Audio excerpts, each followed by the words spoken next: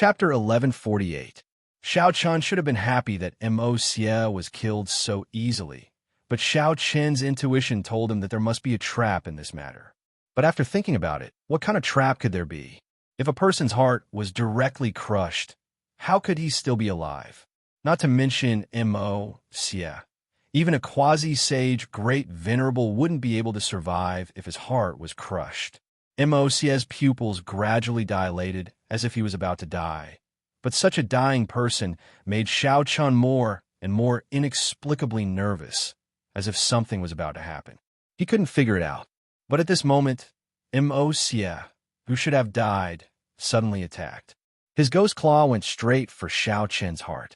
Sensing this sudden danger, Xiao Chen quickly let go and retreated immediately, narrowly avoiding Mo Xie's attack. But his chest was still hit, and his white bones were exposed. The sudden claw attack had injured Xiao Chen quite badly, and this was under the condition that he had been prepared for it. Imagine, if Xiao Chen had not been prepared at all, then the consequences would have been. His heart would have been crushed by Mo Xie's claw. Enduring the intense pain in his chest, Xiao Chen frowned and looked at Mo Xie. At this moment, Mo Xie actually came back to life as if nothing had happened. The wound on his chest had disappeared, but a hideous ghost face broke out of Mo Xie's body. It let out a terrifying scream and slowly dissipated into the sky. Coming back to life with a hideous ghost face filled Xiao Chen's heart with doubts. He didn't understand how Mo Xie came back to life. This was completely impossible. At the same time, facing Xiao Chen's gaze, Mo Xie's face was also hideous. He didn't have the slightest joy of coming back to life. On the contrary, he looked at Xiao Chen with hatred and said, "Xiao Chen, you destroyed my life. Today I must kill you." Destroyed my life? Mo Xie's words made Xiao Chen even more confused. Xiao Chen didn't know that the reason Mo Xie could come back to life was because he had awakened a special Ghost Clan divine ability called the Nine Lives Ghost Body. This Nine Lives Ghost Body didn't have any offensive power, but among the Ghost race's divine abilities, it was even more precious than ghost energy filling the sky. There was no other reason. As long as someone awakened the Nine Lives Ghost Body, they would have 9 lives. They would be able to withstand a sure kill attack without dying. Such a terrifying ability was naturally ranked above the ghost energy filling the sky. Unfortunately, Moxie was the only Ghost Clan member in the entire North Star field who had awakened the Nine Lives Ghost Body. Even the 3 quasi-sage great venerables of the Night Ghost Pavilion and Hao Zong had not awakened the Nine Lives Ghost Body. It was because of this that Mo Xie was able to sit firmly on the throne of the Night Ghost Pavilion's Holy Sun. Of course, the resurrection of the Nine Lives Ghost Body was not without restrictions. First, the soul couldn't be scattered. Once the soul was scattered, the Nine Lives Ghost Body would be useless. To put it bluntly, the Nine Lives Ghost Body resurrected the physical body, not the soul. Mo Xie's soul still only had 1 life. However, Xiao Chen naturally didn't know about this. In the entire North Star field, there weren't many people who knew about the Nine Lives Ghost Body. It could be said that this was Mo Xie's greatest trump card. Now, this trump card had been destroyed by Xiao Chen, causing Mo Xie to lose 1 of his lives. Although he didn't really lose his life, Mo Xie still felt extremely pained. The reason was very simple. The life of the Nine Lives Ghost Body couldn't be recovered. If it was lost, it would be lost forever. Strangely, he didn't die. Instead, he came back to life. As soon as he finished speaking, Mo Xie furiously attacked Xiao Chen. Seeing this, Xiao Chen didn't hesitate and directly went up to meet him.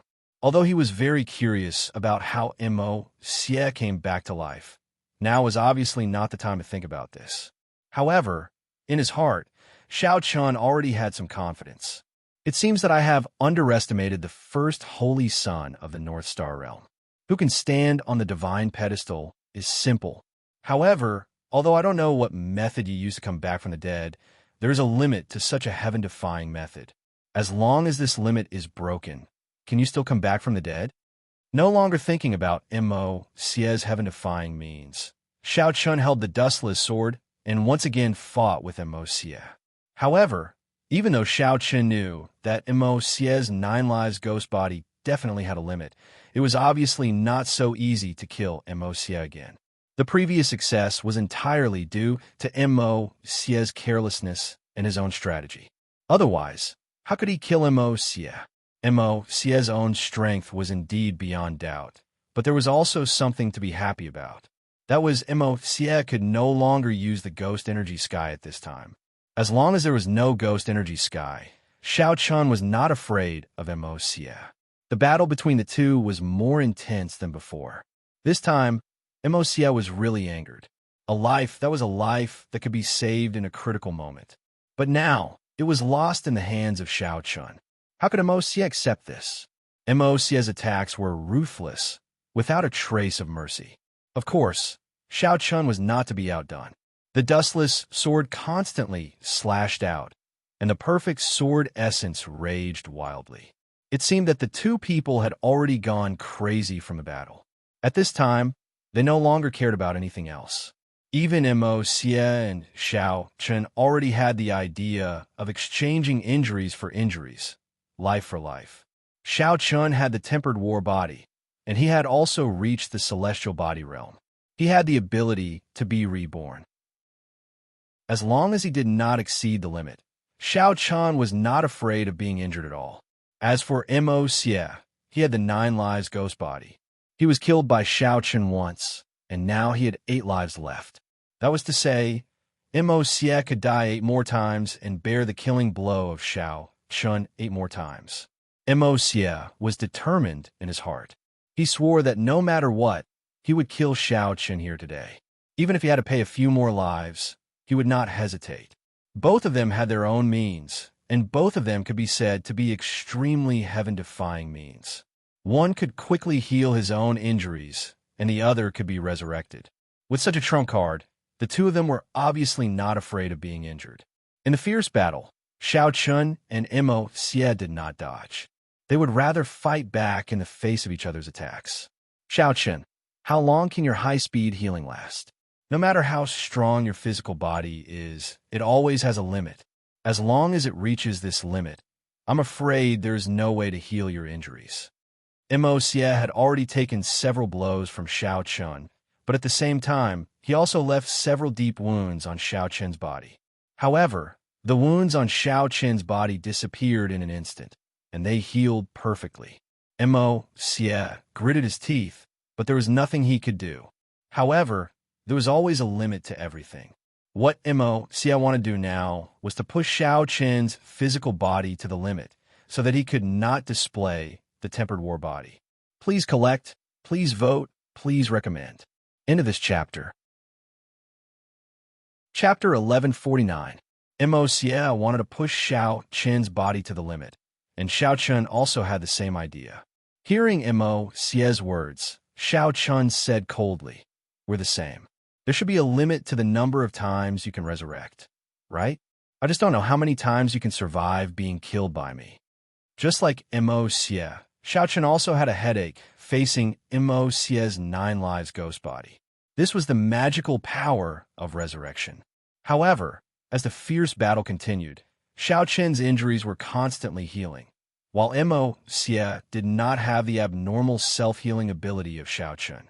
Therefore, as the battle continued, Mo Xie's injuries became more and more serious, and his combat strength naturally became weaker and weaker. However, Xiao Chun's extraordinary self-healing ability of the tempered battle body was now constantly approaching the limit of his body. Once this limit was reached, Xiao Chun would no longer be able to perform rapid self-healing. Both of them wanted to push each other to the limit. Seeing that Xiao Chun was still fighting with great momentum and had no injuries on his body, a ruthless look flashed in Mo Xie's eyes. Then, he took action and killed himself. Mo Xie killed himself. If this was before, Xiao Chun would definitely be puzzled. But now, Xiao Chun was very clear about what Mo Xie wanted to do. Because Mo Xie's injuries were too serious, he could no longer compete with Xiao Chun, and he did not have the self-healing ability of himself. Therefore, Xie could only choose to sacrifice one life in exchange for a new life. In this way, he could continue to fight fiercely with Xiao Chun.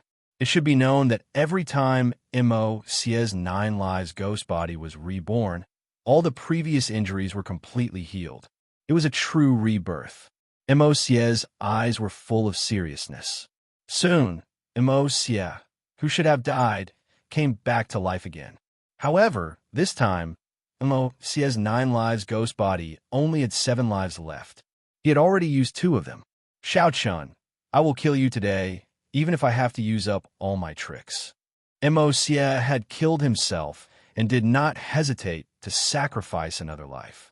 It could be seen how strong Xie's killing intent towards Xiao Chun was. Xie did not believe that 9 lives would not be enough to push Xiao Chun to the limit. As long as Xiao Chun did not have that abnormal self-healing ability, Xie would have a much higher chance of killing him. After all, he had already paid the price of 2 lives. No matter what, he had to kill Xiao Chun here today. With a furious roar, Xie once again attacked Xiao Chun. Seeing this, Xiao Chun raised his sword to meet Xie's attack. However, he was complaining in his heart. What a monster! Xie has such a divine ability. I wonder what other divine abilities Tong Huang and the other first holy sons have.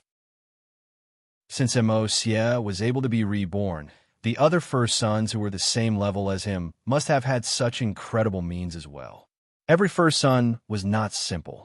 This was the conclusion that Xiao Chun had drawn from the battle between Xie and Xiao Chun. The battle between the two became more and more intense. At the same time, it also seemed particularly strange.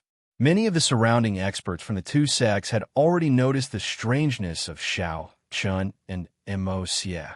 Of these two people, one seemed to have an indestructible body. No matter how serious the injury was, it could be healed in an instant, while the other seemed to have an immortal body. Even though his vitality had been completely depleted, he still strangely came back to life in the end. This was the first time Xiao Chun and Xie had displayed such heaven-defying means in front of a dead person. One could not be killed, and the other could be resurrected. The surrounding disciples could not help but gulp when they saw this. Even the saints from the two sects could not remain calm at this time. Are these two guys really human, immortal, and indestructible? A Sacred Palace saint's eyes were filled with shock when he saw Xiao Chun recover from his injuries once again. Is this the strength of the first holy son of the North Star Field? No wonder people say that these first holy sons have the ability to kill saints. It seems that the rumors are true. A night ghost pavilion, Saint murmured softly. In the midst of the fierce battle, these saints could no longer remain calm.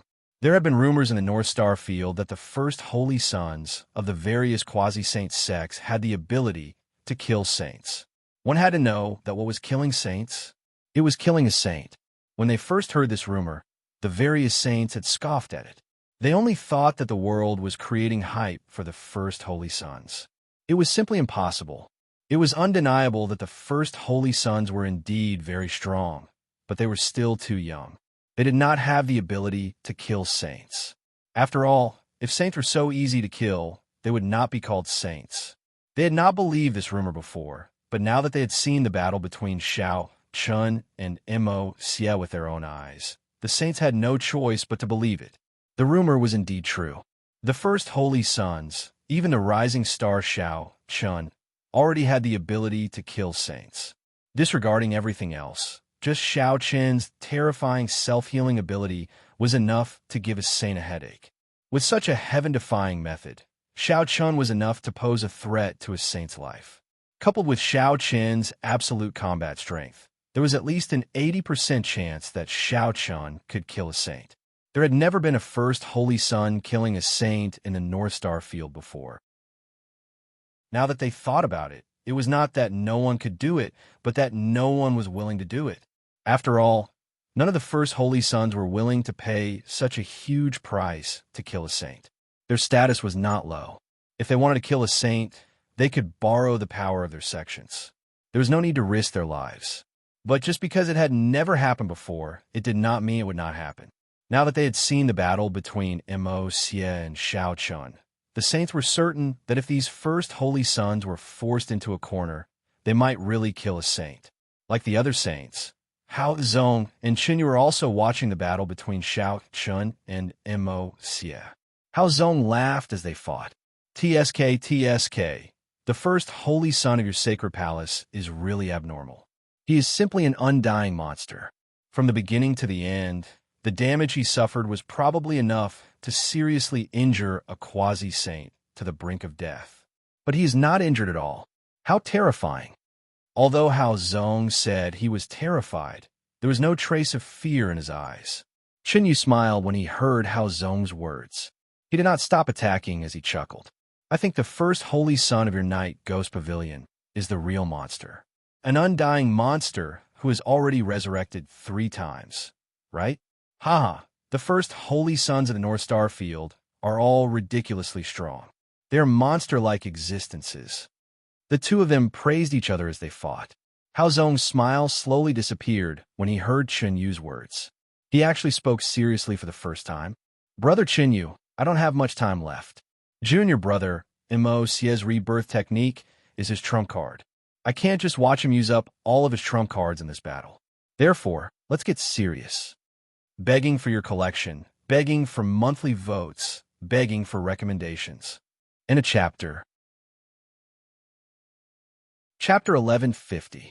Hao Zong knew about Mo Xie's 9 lives ghost body. Now that Mo Xie had lost 3 lives, it was not good news for Hao Zong. One had to know that the 9 lives ghost body was Mo Xie's life-saving trump card. If it was exhausted here, it would definitely be a huge blow to Mo Xie. Hao Zong did not expect Xiao Chun to be so powerful. From what he knew, Xiao Chun was the first chosen of the Sacred Palace, but there was still a certain gap between him and Mo Xie. However, it now seemed that this was complete nonsense. Xiao Chen's battle prowess was basically on par with Mo Xie. Otherwise, Mo Xie would not have lost 3 lives.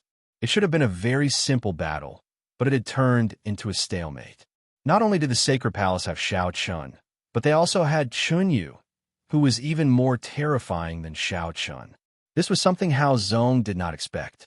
In Hao Zong's opinion, although Xiao Chun possessed a heaven-defying self-healing ability, there should be a limit to it. In other words, if he had enough power to kill Xiao Chun, Xiao Chen's self-healing ability would be useless. Unfortunately, Hao Zong could not free himself to deal with Xiao Chun because Qinyu had firmly pinned him down. Hao Zong did not want to see Mo Xie and Xiao Chun mutually injure each other, so he did not plan to waste any more time. Qinyu smiled and nodded when he heard Hao Zong's words. I agree. After all, our junior brother Xiao Chen's situation isn't too good either. Due to the battle between Xiao Chun and Mo Xie, the 2 uncrowned kings, Hao Zong and Qinyu, had no choice but to be serious. After hearing Qinyu's words, Hao Zong did not say anything else. A wave of ghost aura that was even denser than Mo Xie's soared into the sky from his body as he coldly shouted, "Ghostly sky." Hao Zong also knew the strongest ability of the Ghost Clan, Ghastly Fill the Sky. Moreover, Hao Zong's Ghastly Fill the Sky was clearly even more terrifying than Mo Xie's Ghastly Fill the Sky. The incomparably dense ghost Qi quickly drowned Qinyu. Just like Xiao Chun, Qinyu was swallowed by the endless darkness at this moment. Hao Zong had also disappeared without a trace. Deep in the darkness, Qinyu could not sense Hao Zong's aura at all. At the same time, Hao Zong's voice came from all directions. Junior brother Mo Xie is very talented and intelligent. However, his ghost aura filling the sky has yet to fully awaken. The true ghost aura filling the sky cannot be broken. It was not an exaggeration at all. According to Hao Zong, Mo Xie's demonic energy sky was only a semi-finished product and could not be considered a true demonic energy sky. On the other hand, Hao Zong's demonic energy sky was fully awakened. Therefore, there was a qualitative difference between the two. As he spoke, Hao Zong did not appear. However, a black light flashed in the darkness and instantly penetrated Qinyu's abdomen. Hao Zong injured Qinyu without even showing himself. It was the same super ability, but it was completely different from Mo Xie's attack. When Mo Xie used the ghost aura filling the sky, he had to show himself to attack. However, Hao Zong did not need to do so. Within the ghost aura filling the sky, Hao Zong could use all of the ghost aura filling the sky. As long as Hao Zong wanted to, he could attack from any angle without revealing his position. After the first attack, Hao Zong's indifferent voice continued. Although I do not know how Xiao Chun broke junior brother Mo Xie's ghost aura filling the sky, my ghost aura filling the sky is not that easy to break. As he spoke, for ghost claws stretched out from the darkness and firmly grabbed Qinyu's hands and feet, making him unable to move. His hands and feet were controlled. At the same time, four real black lights flashed again. One went straight for Qinyu's heart, one went straight for his throat, and the last two went straight for Qinyu's dantian. Obviously, Hao Zong wanted to finish off Qinyu with a single attack. However, Qinyu did not change his expression in the face of Hao Zong's attack. His face was still indifferent, and he even smiled. It is indeed a pretty good superpower. However, it is not unbreakable. Xiao Chun was able to break the ghost aura filling the sky because he used a trick to severely injure Mo Xie. However, Hao Zong did not show himself at all. Hence, this move was naturally useless. However, Qinyu obviously would not use Xiao Chen's method to break the ghost aura filling the sky. He had his own methods. As his voice faded, an indescribable power instantly spread out from Qinyu's body. It instantly covered the area of the ghost aura filling the sky. It was a power that Qinyu had never felt before. However, he could clearly feel an incomparably sharp sword intent from it. There was sword intent, but it was not the power of concept. As this power appeared, Hao Zong, who was hiding in the darkness, said in surprise, "Domain power? Sword domain?" With a single glance, Hao Zong could tell that Qinyu's was using domain power.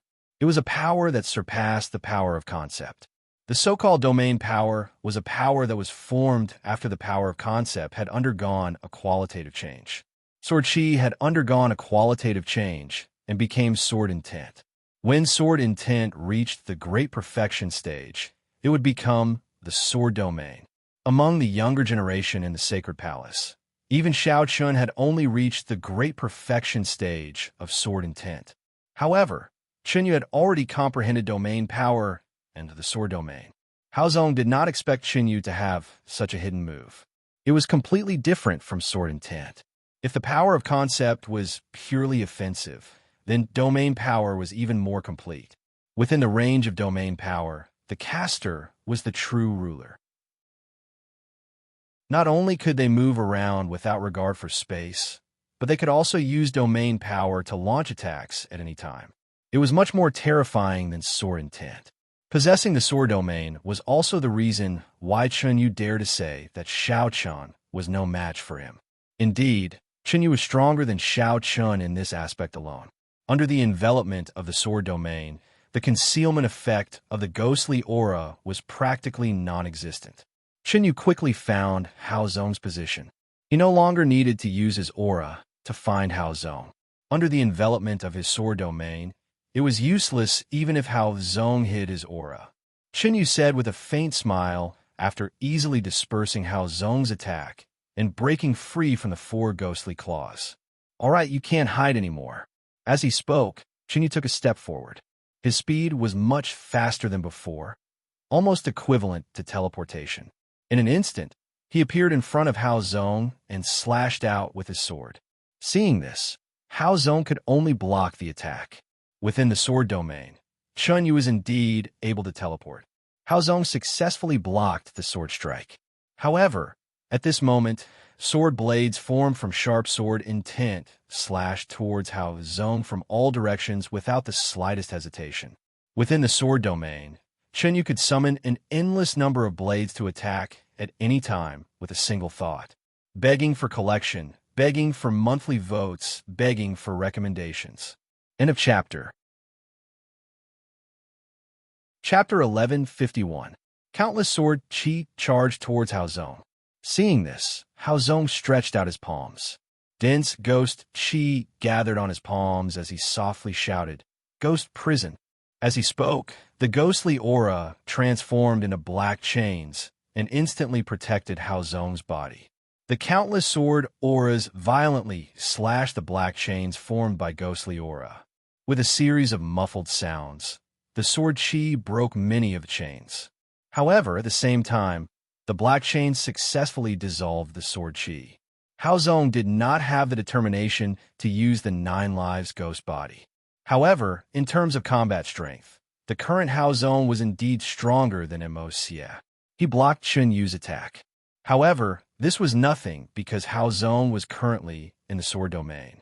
As long as Chun Yu wanted to, he could use the power of the sword domain to form countless sword chi. Not a bad defense. However, how long can it last? Chun Yu did not mind that his attack missed. After all, it would be strange if someone like Hao Zong could easily kill him.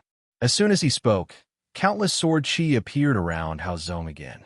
Clearly, Chun Yu intended to use the power of the sword domain to forcefully injure Hao Zong. Hao Zong did not change his expression. Chun Yu comprehending the sword domain was indeed out of his expectations. However, it was not as if he did not have his own methods. Facing Chun Yu's sword domain, Hao Zong's expression was calm as he spoke softly. Ghost chi filling the sky, ghost grave. As Hao Zong spoke, tombstones appeared out of thin air and floated in midair. Around these tombstones, there was a faint black glow. Ghost grave. This was the second form of the ghost chi filling the sky. It could also be said to be the true state of the ghost chi filling the sky. Among the younger generation of the ghost clan, only Hao Zong had comprehended the ghost grave. Even Xie had not comprehended it. As these tombstones appeared, Chun Yu's sword chi attack also arrived. In response, dozens of tombstones instantly came to Hao Zong's side and blocked Chun Yu's attack. These tombstones possessed a terrifying defensive ability. They were basically enough to block Chun Yu's sword domain. Both sides were equally matched. The sword chi and tombstones continuously collided. Terrifying energy rampaged between the two. After hundreds of moves, neither Chun Yu nor Hao Zong had the upper hand. Ghost chi filled the sky. The ghost grave and the sword domain did not have much of a difference in strength. After fighting for a long time, Hao Zong said, "I'm afraid it'll be hard to determine the victor if we continue fighting like this. How about a final move?" Because of Xie's situation, Hao Zong did not want to waste any more time. He also did not want to be entangled with Chun Yu. Therefore, he proposed the idea of deciding the battle in one move. Chun Yu naturally did not reject this because he was also worried about Shao Chun. Therefore, after hearing Hao Zong's words, Chun Yu nodded his head without any hesitation. Sure, both of them still had killer moves that they had yet to use. Deciding victory and defeat in one move was exactly what they needed.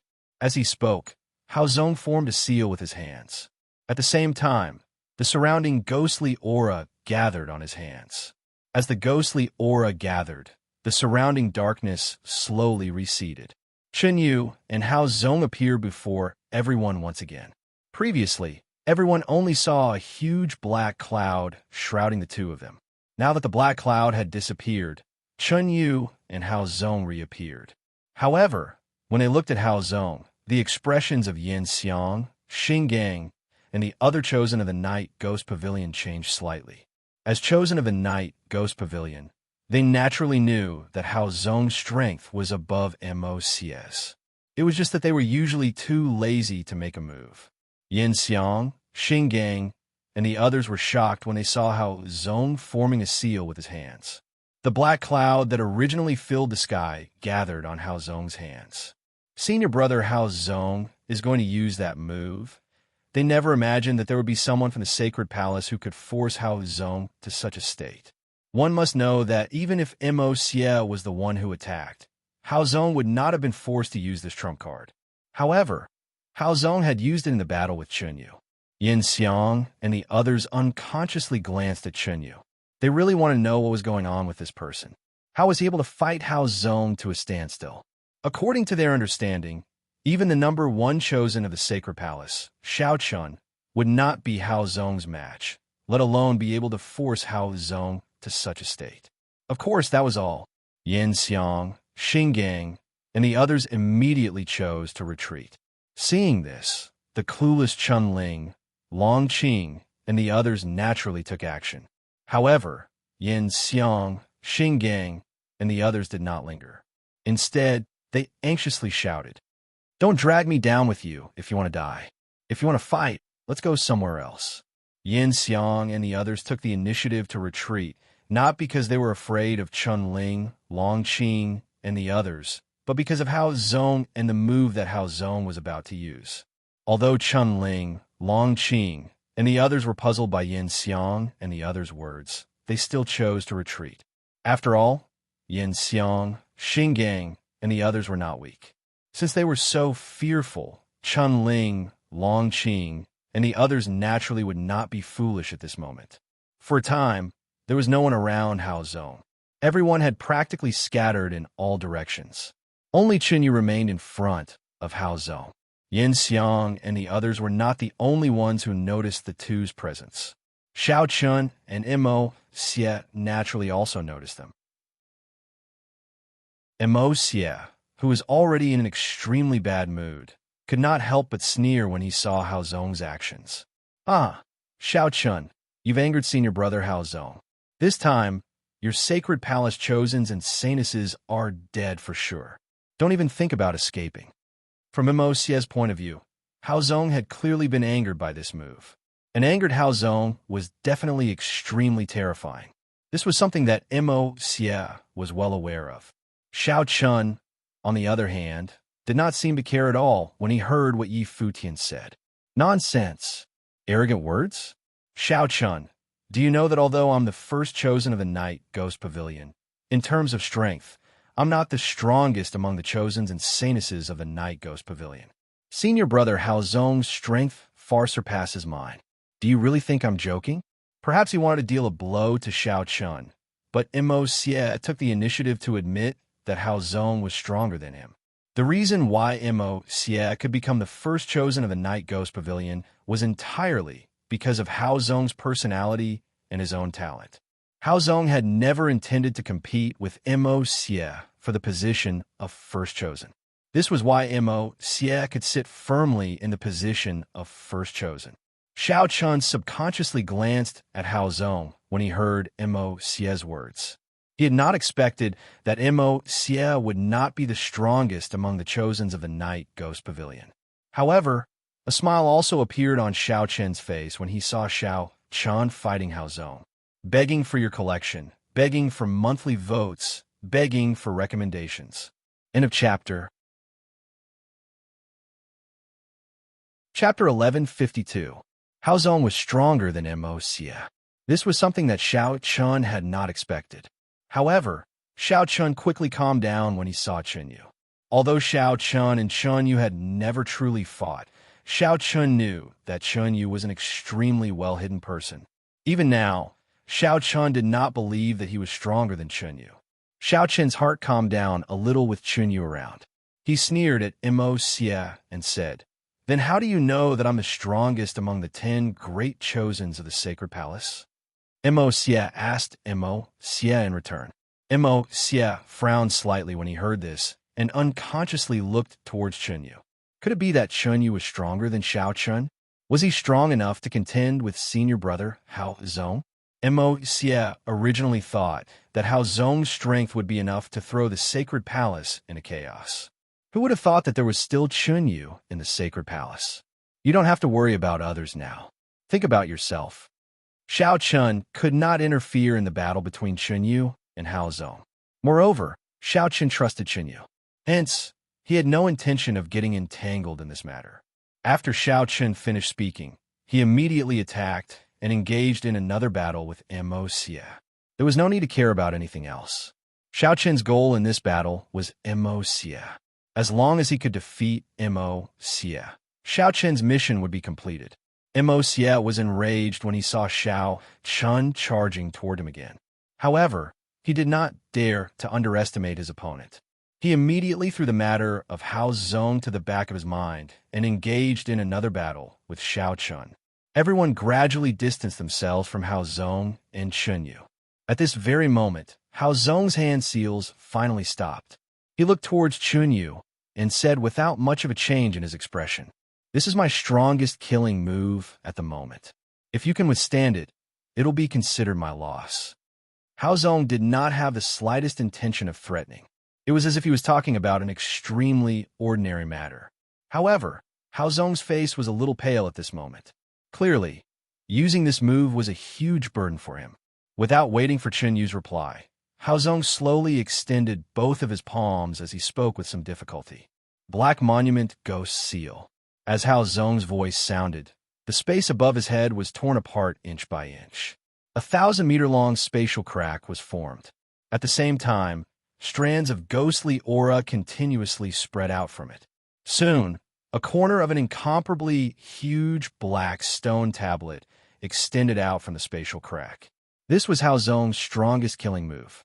As soon as the black tablet ghost seal appeared, it viciously pressed down on Chunyu. Although it was only halfway out, it had already covered the entire sky.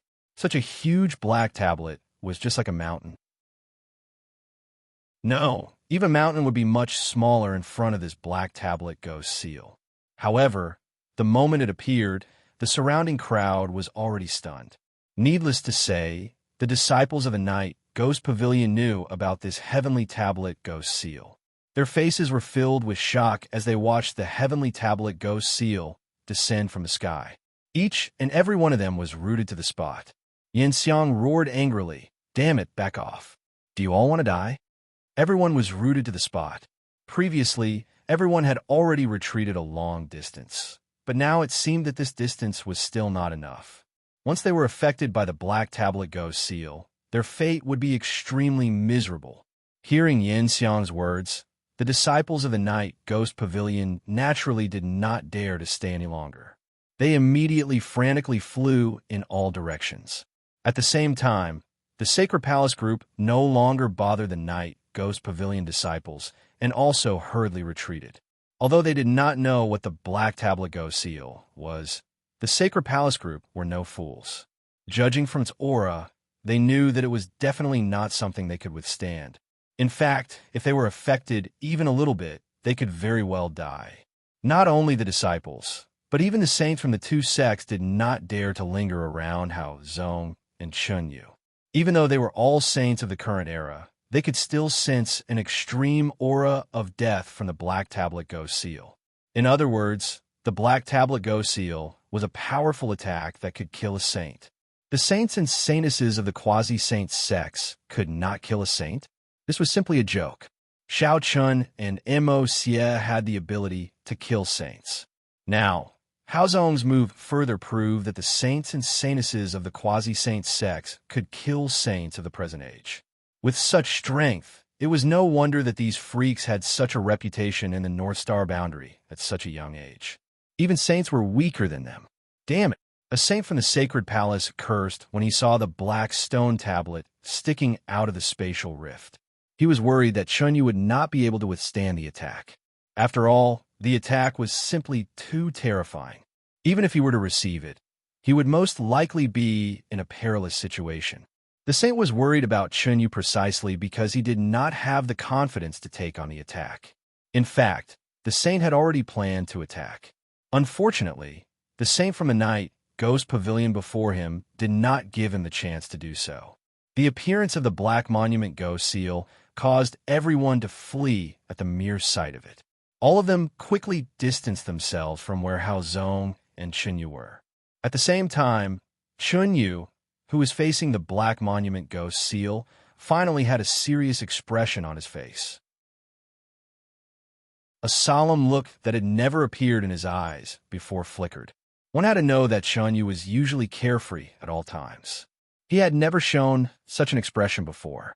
Seeing that Chunyu had yet to make a move, Hao Zong, who was standing in front of him, calmed himself down and said, "Why? Have you given up?" "Given up?" Upon hearing Hao Zong's words, Chunyu smiled and shook his head. "No, I'm just a little helpless.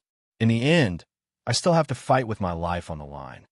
As he spoke, Chunyu tightened his grip on the ancient saint sword in his hand. The aura on his body began to rise slowly. At the same time, wisps of sharp sword domain energy began to gather around Chunyu. The black tablet Go Seal was indeed shockingly powerful. However, Chunyu was not afraid because he also had a killer move that he had yet to use. Chunyu said indifferently as his aura continued to rise. Actually, I really did not want to come to this, but it seems that I have no choice now. Since you're not holding back, I can only risk my life to accompany you. As he spoke, Chunyu held the sword with both hands, and his spiritual energy continuously surged into the ancient saint's sword. With the influx of spiritual energy, the ancient saint's sword began to emit bursts of green light. At the same time, on the tip of the ancient saint's sword, a palm-sized green lotus began to slowly condense. Begging for collection, begging for monthly votes, begging for recommendations. In a chapter. Chapter 1153. The green lotus flower gradually solidified. At the same time, even though it was only the size of a palm, a terrifying aura was constantly being emitted from the green lotus flower. Just like Hao Zong, Chunyu consumed a lot of spiritual energy to use this move. As a large amount of spiritual energy drained from his body, Chunyu's face gradually paled. Tiny beads of sweat slowly appeared on his forehead. The strength of your ghost clan lies in your bloodline and the abilities you awaken. As for us humans, the bloodline is thin and we don't have any abilities. However, we have martial skills. Apart from cultivation, martial skills are also one of the determining factors of a human cultivator's strength, Chunyu said plainly as he condensed the azure lotus. Hao Zong did not reply to Chunyu's words. On the other hand, Shao Chun, who had already flown far away, retreated as he fought with Mo Xie. However, Shao Chun had been secretly paying attention to Chunyu's situation the entire time. After all, the black tablet Go Seal was too frightening. Shao Chun was not sure if Chunyu could receive it. However, at this moment, a smear of shock flashed through Shao Chun's eyes when he sensed Chunyu's aura skyrocketing and the azure lotus continuously taking shape. However, this shock quickly turned into relief. He thought to himself, "Looks like I've been too worried. Senior Chun, you has actually cultivated a saint-tier martial skill to the perfection of martial skills." Shao Chun did not understand the abilities of the Ghost Clan. However, Shao Chun was extremely familiar with human cultivators. Although Shao Chun did not know what martial skill Chunyu was using, he could tell from its aura that it had definitely reached the saint tier. Moreover, Chunyu had already cultivated it to the perfection of martial skills. A saint-tier martial skill that had been cultivated to the perfection of martial skills was definitely not to be underestimated. Shao Chen's 9 sifting sword chi and fish intestine sword finger had both reached the perfection of martial skills. However, in the past few years, Shao Chun had only cultivated them to the initial perfection of martial skills. Saint-level martial skills were extremely difficult to cultivate, especially if one wanted to cultivate them to the perfection stage. The difficulty was comparable to ascending to the heavens. Many saints might not even be able to cultivate a saint-level martial skill to the perfection stage, but Chunyu had done it. With a transcendent stage martial skill, Shao Chun felt a lot more at ease. At the same time, the others were also shocked by Chunyu's actions, especially those from the Sacred Palace. This guy actually managed to cultivate a sacred martial skill to the perfection stage. He's really... Chunling chuckled as he watched Chunyu battle with Yin Xiang. Chunling exclaimed. Emperor Qing, Bai Yi, Quan Lan, and the others who were beside him all had bitter smiles on their faces. They all knew that Chunyu was very mysterious, and they also knew that Chunyu must have hidden a lot of his strength. However, who would have thought that Chunyu had actually hidden so much of his strength? Chunyu was not the only one who had comprehended the saint-level martial skill.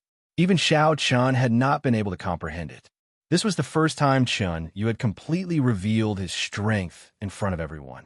While everyone was still in shock, Chunyu finally made his move. Holding the ancient saint's sword tightly with both hands, He raised it high above his head and slashed out fiercely. The green lotus at the tip of the sword slowly flew towards the black monument ghost seal. Compared to the huge black monument ghost seal, the green lotus was too small. It was like a grain of sand. However, no one present dared to underestimate such a grain of sand. Ancient Saint Art, green lotus. Chun Yu shouted as he slashed out with his sword. Soon, the originally palm-sized green lotus suddenly began to expand. In the sky, it formed a huge green lotus that was over 100 meters tall. The size of the green lotus skyrocketed, but it was still much smaller than the black monument ghost seal, at least in terms of size. However, at this moment, Hao Zong no longer dared to underestimate Chun Yu's attack. This was because the sharp sword realm power and the terrifying aura emitted from the green lotus made Hao Zong unable to underestimate it. Hao Zong knew how powerful his black monument ghost seal was. Even if a saint took it head-on, he would definitely be severely injured. However, Chun Yu's attack was clearly not weaker than the black monument ghost seal. The green lotus and the black monument ghost seal were getting closer and closer. The black monument fell from the sky with an aura that could suppress everything. On the other hand, the green lotus faced it head-on and a surge of fierce aura spread out. The two of them were getting closer and closer. In the end, they collided in the sky. There was no loud sound, but at the moment when the two of them collided, time seemed to have stopped. The disciples of the two great sects also stopped fighting and looked in the direction of Chun Yu and Hao Zong in disbelief. This was because the space at the center of the collision between the green lotus and the black monument had already collapsed.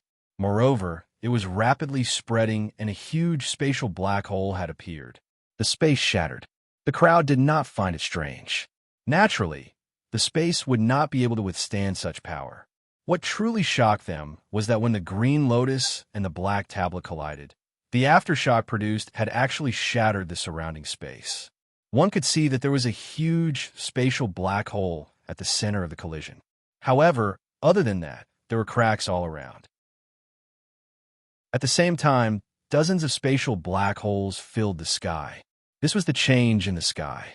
As for the ground, the originally empty blood demon continent, everything below, including the ground, seemed to have been obliterated by the collision. Shattered. The blood demon continent was forcefully shattered. At the place where the two of them fought, the ground of the blood demon continent disappeared and a bottomless black hole appeared. As for the black hole, one would be able to see bits of starry sky as far as the eye could see. In other words, the blood demon continent in this area would no longer exist from now on. Instead, it would be directly connected to the endless starry sky. It was as if a hole had been opened in the middle of the blood demon continent. Moreover, the collapse of the blood demon continent was still ongoing. After the silent collision, a dazzling light flashed. The light was so dazzling that everyone could not see what was in front of them. Not to mention the disciples of the two sects. Even the saints of the two sects had never seen a battle like this. A single blow had such power that it could even shatter a continent. Although they did not know how much of the blood demon continent would be left after this blow, no matter what, the blood demon continent would definitely be incomplete from now on. Most of the saints in the world could not have such destructive power with a single blow. Only those monsters who had reached the great perfection of the saint realm and were only one step away from the quasi-saint realm could do it. Begging for collection, begging for monthly votes, begging for recommendations. End of chapter. Chapter 1154. Terrifying shock waves swept across the horizon, causing the blood demon continent to crumble inch by inch. It took an entire hour before the shock waves slowly dissipated. At the same time, Chun Yu and Hao Zong's figures once again appeared before everyone. The land where the two of them stood no longer existed. The two of them were also heavily injured. Blood flowed from the corners of their mouths. Their faces were pale, and their auras were extremely weak. Clearly, the previous head-on collision had caused the two of them to suffer quite serious injuries. Mo Xie did not hesitate at all when he saw the current condition of the two of them. He immediately shot toward Hao Zong. Hao Zong was very strong. and the Night Ghost Pavilion definitely could not afford to lose him. In addition to the relationship between the two of them, Mo Xie wanted to rush forward to protect Hao Zong without any hesitation. However, although Mo Xie was fast, Xiao Chun was even faster. He also shot forward and headed straight for Chunyu. The two of them charged towards Hao Zong, and Chunyu one after another. As for the others, they were still in an intense battle. The distance seemed extremely far, but with Xiao Chun and Mo Xie's speed, the two of them arrived in front of Hao Zong and Chunyu in the blink of an eye. Protecting the two of them behind their backs, one could tell that Chunyu and Hao Zong's situation was extremely bad. They clearly no longer had the strength to fight. "Senior brother Chunyu, are you all right?" Xiao Chun worriedly looked at Chunyu and asked. Chunyu smiled bitterly when he heard this. "I won't die for the time being, but I don't have any battle power left." His life was not in danger, but his battle power had been reduced to less than a tenth. Xiao Chun breathed a sigh of relief when he heard this. As long as his life was not in danger, he would be fine. Hao Zong's situation was the same as Chunyu's. Compared to Xiao Chun, Mo Xie's feelings were a little more complicated. He originally thought that Hao Zong's strength was enough to crush the sacred palace. Who would have thought that both sides would suffer such heavy losses? Originally, Xiao Chen's strength had already far exceeded Mo Xie's expectations. Now, another Chunyu had appeared, and his strength was actually on par with Hao Zong. Now that Hao Zong had already lost his ability to fight, and Mo Xie was unable to take down Xiao Chun, this battle had already gone out of Mo Xie's control. Xiao Chun did not say anything. He merely looked at Mo Xie in an indifferent manner. Mo Xie's expression turned gloomy when he sensed Xiao Chen's gaze. He knew what Xiao Chen was thinking. The disciples from both sects had already suffered heavy casualties since the start of the battle. Adding the injuries of Hao Zong and Chunyu, it was obvious that they should not continue fighting. At the very least, they should rest for a while. Gritting his teeth, Mo Xie did not hesitate for long and quickly gave the order to retreat. Mo Xie chose to temporarily stop the battle. In response, Xiao Chun smiled coldly and did not give the order to pursue. It was already good enough that Mo Xie had retreated in the face of difficulties. The sacred palace also needed to rest. Both parties parted ways and returned to their respective starships. However, in the middle of the camp where the Blood Demon continent used to be, there was now a hole. Chunyu and Hao Zong had directly penetrated the continent. After retreating and temporarily stopping the battle and returning to the starship, Xiao Chun immediately ordered people to treat Chunyu's injuries. The others also swallowed healing pills and began to nurse their injuries. The four of them sat cross-legged in the room with Qin Shiru and the other two girls. The four of them closed their eyes and adjusted their breathing. The shocking battle ended just like that. In the distance, the spies of the various sects who had been secretly observing the battle were all shocked. The most shocking thing about this battle was not the saint from both sides, but the chosen from both sides. They had originally thought that the chosen from the quasi-saint sects were only of the younger generation, but now it seemed that this was a grave mistake. None of the chosen were simple characters, especially Xiao Chun, Mo Xie, Chunyu, and Hao Zong. All four of them had the strength to kill a saint expert. The battle had been temporarily stopped, but neither side retreated. It was obvious that the battle would continue. As such, the spies from the various sects did not leave either. They only used voice transmission talismans to report the situation of the battle back to their respective sections. It was worth noting that the reports sent back by the spies all said the same thing without exception. The Sacred Palace and the Night Ghost Pavilion are evenly matched. The Night Ghost Pavilion did not gain the slightest advantage. The Sacred Palace's estimation of strength was seriously wrong.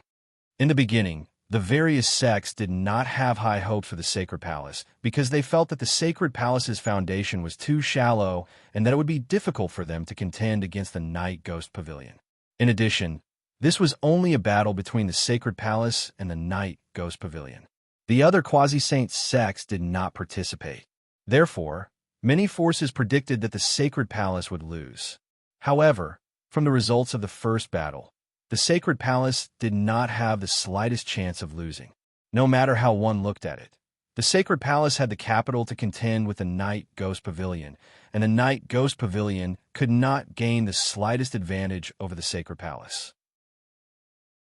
It was because of this that the spies from the various sects said that they had made a mistake in their estimation of the sacred palace's strength. They did not know what the various sects were thinking. At this time, both the sacred palace and the Night Ghost Pavilion were doing their best to recover. After this battle, many people from both sides had been injured. Of course, there were also many people who had died. No one knew when the next battle would erupt, so everyone was doing their best to heal their own injuries. 3 days passed in a row. There were no unusual movements from either side, and the Blood Demon continent was strangely quiet. After 3 days, Xiao Qin's injuries had completely healed. At this time, Xiao Qin and a sacred palace elder stood on the deck. They looked in the direction of the Night Ghost Pavilion and asked, "How many people did we lose in this battle?" Reporting to the chosen saint, 2,600 people died, and 800 were seriously injured or disabled. The elder replied truthfully when he heard Xiao Qin's words. 2,600 people had fallen in a single battle. Such a loss was truly disastrous. 2,000 people shouldn't be underestimated. One had to know that the participants of the sacred palace this time weren't just any random Tom, Dick, or Harry. Every one of them could be said to be an elite of the sacred palace. Even the weakest disciple would at least be a personal disciple in a sacred sect. Every loss of such elites was a huge blow to the sacred palace's strength. The losses were too great. After that, Xiao Qin asked about the Night Ghost Pavilion's casualties. The answer he received was that it was about the same as the sacred palace's. After this battle, both sides were equally matched, and their losses were extremely similar. Xiao Qin sighed softly and said, "Send the seriously injured and disabled people back to the sacred palace first. Do everything you can to heal them." Xiao Qin planned to send the 800 people who were severely injured and disabled and would not be able to fight for a while back to the Holy Palace. After all, they would not be of much use if they stayed there. They might even encounter danger and die in vain. Begging for your collection, begging for monthly votes, begging for recommendations. End of chapter. Chapter 1155. At the end of the first battle, the Holy Palace sent the hundreds of disciples who had lost their ability to fight back to the Holy Palace under Xiao Qin's orders. A starship rose into the sky and quickly rushed into the starry sky. The Night Ghost Pavilion did not stop the Sacred Palace's starship because they had also sent out a starship to send the injured members back to the Night Ghost Pavilion. In just one battle, the casualties on both sides could only be described as tragic. There were originally 20,000 people, but after one battle, they had lost more than 3,000 people. More than 2,000 of them had died on the battlefield. As if they had discussed this beforehand, Imo Xie and Xiao Qin did not attack again. The two sides were stuck in a stalemate. 7 days passed, but there were no more battles. After 7 days of rest, the injured on both sides had mostly recovered. On this day, Xiao Qin, Chunling, Long Qing, the Chosen, and the Saint Sovereigns of the Sacred Palace sat together in the Sacred Palace's flagship, discussing what to do next. Sitting on the main seat, the 8th Chosen, Hu Fei, was the first to speak. "Senior Brother Xiao, everyone, what should we do next? Are we just going to waste our time here?" Hu Fei was a battle maniac to begin with. After 7 days of rest, almost everyone from the Sacred Palace had recovered, but they still had no intention of continuing the battle. Hence, Hu Fei asked impatiently. Hearing Hu Fei's words, the Cyan Emperor said, "Junior brother, what do you think the goal of this battle is? Is it to wipe out the 6th Chosen of the Night Ghost Pavilion?" This was the first battle between the Sacred Palace and the Night Ghost Pavilion. It could also be said that it was the first battle since the Sacred Palace's rise. Hu Fei was stunned when he heard the Cyan Emperor's words. He then shook his head, indicating that he did not know. Hu Fei had never thought about the purpose of this battle. Seeing this, the Azure Supreme, the Arch, continued. Our goal in this battle is not to kill the 6 holy sons of the Night Ghost Pavilion. Instead, we want to show them the power of the Sacred Palace. The Sacred Palace has only been established for a short period of time, and there are countless pairs of eyes watching this battle. Therefore, our goal in this battle is not to kill the enemy, but to defeat the Night Ghost Pavilion. Emperor Qing's explanation was correct. This was also the intention of Xiao Sheng and the other 3 patriarchs. This battle was merely a demonstration of the Holy Palace's strength to the world. They did not need to kill many of their enemies. They only needed to win. Of course, they did not want to suffer too many casualties. After all, this was just the beginning. The Holy Palace did not want to fight too fiercely with the Night Ghost Pavilion.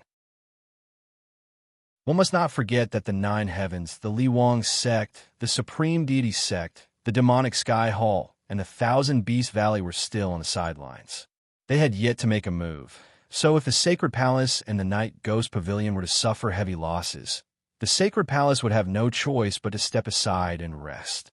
It was easy to imagine the benefits the Sacred Palace would reap in the end. To put it bluntly, this battle was a battle of momentum, not a battle to the death. The Sacred Palace was not the only one who felt this way. The Night Ghost Pavilion felt the same way as well.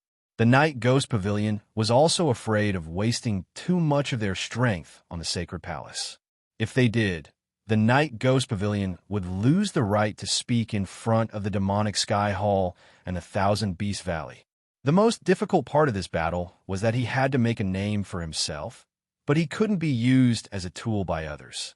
Everyone nodded in agreement when they heard the Saiyan Emperor's words. Then, all eyes gathered on Xiao Chun. As the first chosen of the Sacred Palace, Xiao Chun was naturally the person with the highest status. He was also the main commander of this battle. Under everyone's gazes, Xiao Chun had been thinking about this problem for the past few days. The Saiyan Emperor is right. We are not here to fight to the death with the Night Ghost Pavilion. I think we should think of a way to force the Night Ghost Pavilion to retreat. As long as the Night Ghost Pavilion voluntarily retreats, we will have achieved our goal. When that happens, the Sacred Palace will have a reason to drag the Supreme Deity sect, the 9 heavens, and the Li Wang sect down with us. Since they were in an alliance, they naturally could not let the 9 heavens, the Supreme Deity sect, and the Li Wang sect watch from the sidelines. However, now is not the time. They had to wait until the end of this battle before the Sacred Palace would have a reason to make the 3 forces attack at the same time. Of course, the 3 forces also had the same idea. They were also waiting for the result of this battle to see if the Sacred Palace had the right to be on equal footing with them. Forcing the Night Ghost Pavilion to retreat would be considered victory. Moreover, they had to rely on their own strength to force the Night Ghost Pavilion to retreat. This was the most important thing. Xiao Chen also had an idea on how to force the Night Ghost Pavilion to retreat. Compared to the Night Ghost Pavilion, the Sacred Palace had an advantage. They had more chosen and saintesses than the Night Ghost Pavilion. Among the 10 holy sons and holy daughters of the Sacred Palace, only Xiao Chun, Chun Ling, Long Qing, and Qin Yu were on par with the Night Ghost Pavilion's holy sons and holy daughters, while the rest were weaker than the Night Ghost Pavilion's holy sons and holy daughters. Regardless, the Holy Palace had 4 more holy sons and holy daughters than the Night Ghost Pavilion. This was the Sacred Palace's greatest advantage, and Xiao Chun planned to take advantage of it. He explained his plan to everyone. It was actually very simple. According to Xiao Chen's plan, Xiao Chun and Chun Yu would not change in the next battle. They would still deal with Mo Xie and Hao Zong, while Chun Ling would deal with Yin Xiang. However, the 4th chosen of the Night Ghost Pavilion, Xing Gang, would not be dealt with by Long Qing. Instead, Emperor Qing, Bai Yi, and Quan would work together to deal with him. As for Gu Chengle, Hu Fei, Yin Xuan, and Jiang Yu would deal with him. Fu Jin would be Long Qing's opponent. Xiao Chen's plan was to use the strong to defeat the weak. Fu Jin was ranked last among the 6 chosen of the Night Ghost Pavilion and was also the weakest. Long Qing's strength was about the same as Chun Ling and Xiao Chen's, so he was definitely stronger than Fu Jin. In this way, Emperor Qing, Bai Yi and Quanlan would hold back the fourth chosen of the Night Ghost Pavilion, while Longqing would take the opportunity to deal with Fu Jin. It would be best if he could kill Fu Jin directly. Of course, it was also fine if he could not kill him. As long as he could force Fu Jin into a corner, Mo Xie would hesitate to attack. Xiao Chun was sure that once Fu Jin was in danger and the Night Ghost Pavilion did not have the ability to resolve the situation, Mo Xie would definitely choose to retreat. The reason was simple. Mo Xie would not allow Fu Jin to die in the first battle. Any chosen of the secondary sage sect was a priceless treasure. Therefore, once Fu Jin was in danger, the Night Ghost Pavilion would definitely choose to retreat. Of course, anything was possible. Xiao Chen had also considered the possibility that Mo Xie would not retreat. If that was the case, it would be even better. Longqing would be able to take the opportunity to severely injure or even kill Fu Jin. Killing a chosen of the Night Ghost Pavilion would be a huge blow. It would definitely be enough to cause them pain. Begging for your collection, begging for monthly votes, begging for recommendations. End of chapter. Chapter 1156. Xiao Chun had considered both scenarios. Whether Mo Xie retreated or not wouldn't affect the Sacred Palace much. Of course, there was one thing that Xiao Chun didn't mention. If Mo Xie didn't retreat, even if Chongqing managed to kill Fu Jin, the Sacred Palace would still suffer losses. According to Xiao Chen's calculations, even if the three emperors worked together, they would only be able to hold their own against Xingang. If the battle dragged on for too long, the three emperors would be in danger. At that time, one of them might even be killed by Xingang.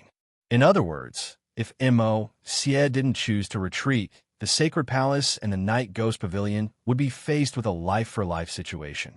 The Night Ghost Pavilion and the Sacred Palace would both lose a chosen.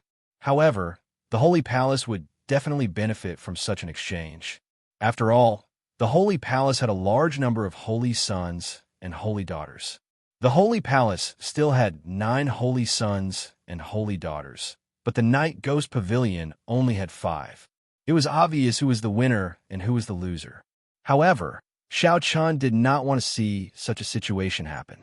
Although it was a win-win situation for the Sacred Palace, Xiao Chun still did not want to see any of the Sacred Palace's chosen get hurt. After all, everyone had been Sacred Palace's chosen all these years, so it was natural that they had a deep bond with each other. Of course, this was only Xiao Chen's opinion. The final outcome would depend on Mo Xie.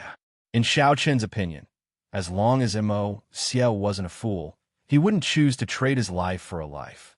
He should know that the life of a chosen of the Night Ghost Pavilion was much more precious than the life of a chosen of the Sacred Palace. After a moment of silence, everyone agreed with Xiao Chen's plan. It was the only feasible plan at the moment. Seeing that no one had any objections, Xiao Chen made his decision.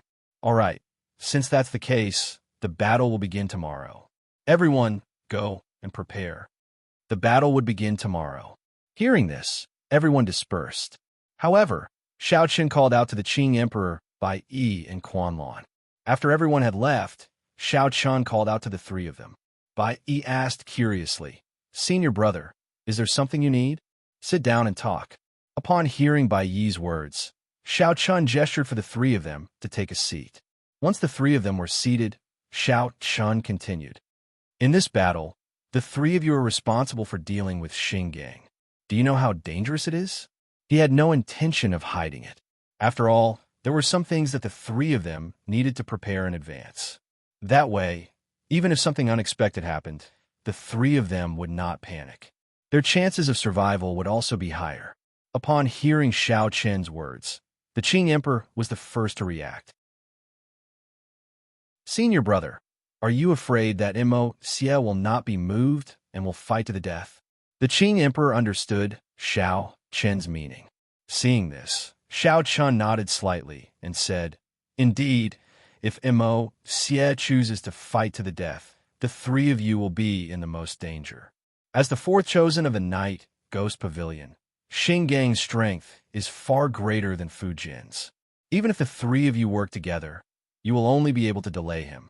However, as time goes on, the situation will become extremely dangerous for the three of you. You must be mentally prepared for this. Xiao Qin's words were very tactful, and the three of them understood what Xiao Qin meant. If Mo Xie chose to fight to the death, at least one of the three of them would die at Xingang's hands. It could be said that the three of them were in the most danger in this plan. However, in response, the three of them looked at each other and smiled. Senior brother is underestimating us. Even if the three of us can't defeat Xingang, we should be able to protect ourselves. Senior brother, don't forget that we are also chosen of a sacred palace. How can we be killed so easily? The three of them did not show the slightest bit of fear. Even if there was danger, the three of them did not choose to retreat. Hearing this, Xiao Chun nodded and said, "It's good to have confidence, but you still need to be fully prepared. You must prepare the talismans and pills. Every second you can delay him increases your chances of survival. As long as you can hold on until second sister returns, the danger will naturally be resolved." Xiao Chun was naturally happy that the three of them were willing to take the risk. However, he still reminded them to be fully prepared. The more prepared they were, the higher their chances of survival. The three of them nodded in agreement when they heard Xiao Chen's words. Then, the four of them dispersed and began to prepare for tomorrow's battle. At night, Xiao Chun did not cultivate because of tomorrow's battle. Instead, he went to the deck alone and looked in the direction of the night ghost pavilion. Xiao Chun was almost certain that this plan would succeed. However, Xiao Chun did not wish to see anything happen to any of the 10 chosen of the sacred palace. I'm still not strong enough. If I could directly kill Mo Xie, this battle would not be so difficult. He lamented that he was still not strong enough. Even though Xiao Chun had become strong enough to contend with Mo Xie in a few short years, it was still very difficult to defeat him. Xiao Chun felt that it was still not enough, far from enough. However, there was no other way. Cultivation was not something that could be done just because one wanted to. Many times it required time, sweat, and opportunities. Only then would one be able to continuously improve. The fact that Xiao Chun was able to reach such heights in such a short period of time and possess the strength to contend with Mo Xie was already very exaggerated. The night wind blew past, but there was still a faint smell of blood in the air. It did not make one feel comfortable at all. After standing on the deck for a while, Xiao Chun turned around and returned to his room. The night passed in silence. Early the next morning, according to plan, the sacred palace people flew out of the starship and quickly flew into the sky. After the battle 7 days ago, the original 20,000 people had been reduced to just over 10,000. Standing in the air, the night ghost pavilion did not react hastily when they sensed the sacred palace's movements. In just a few breaths' time, the night ghost pavilion experts flew out of the starship. The two sides stood in the air. This action excited the spies from the various sects who were still waiting in the surroundings. They had already waited for 7 days, and it seemed that a great battle would break out between the two sides today. As usual, Xiao Chun and Mo Xie were leading their teams. The two stood at the front of their respective teams and stared at each other. Mo Xie coldly shouted, "Xiao Chun, today, I will bury everyone from your sacred palace here. Who doesn't know how to talk big? Just do it. Kill." Xiao Chun had no intention of arguing with Mo Xie. With a command, the sacred palace experts charged out. Mo Xie also shouted when he saw this. "You're courting death. Kill." The two sides clashed once again. According to the plan, Xiao Chun, Chun Yu, and Chen Ling took the initiative to face off against Mo Xie, Hao Zong, and Yan Xiang. Begging for your collection, begging for monthly votes, begging for recommendations. In a chapter. Chapter 1157. After the previous battle, the 6 of them were old rivals. Xiao Chun and Mo Xie, Chun Yu and Hao Zong, Chun Ling and Yan Xiang.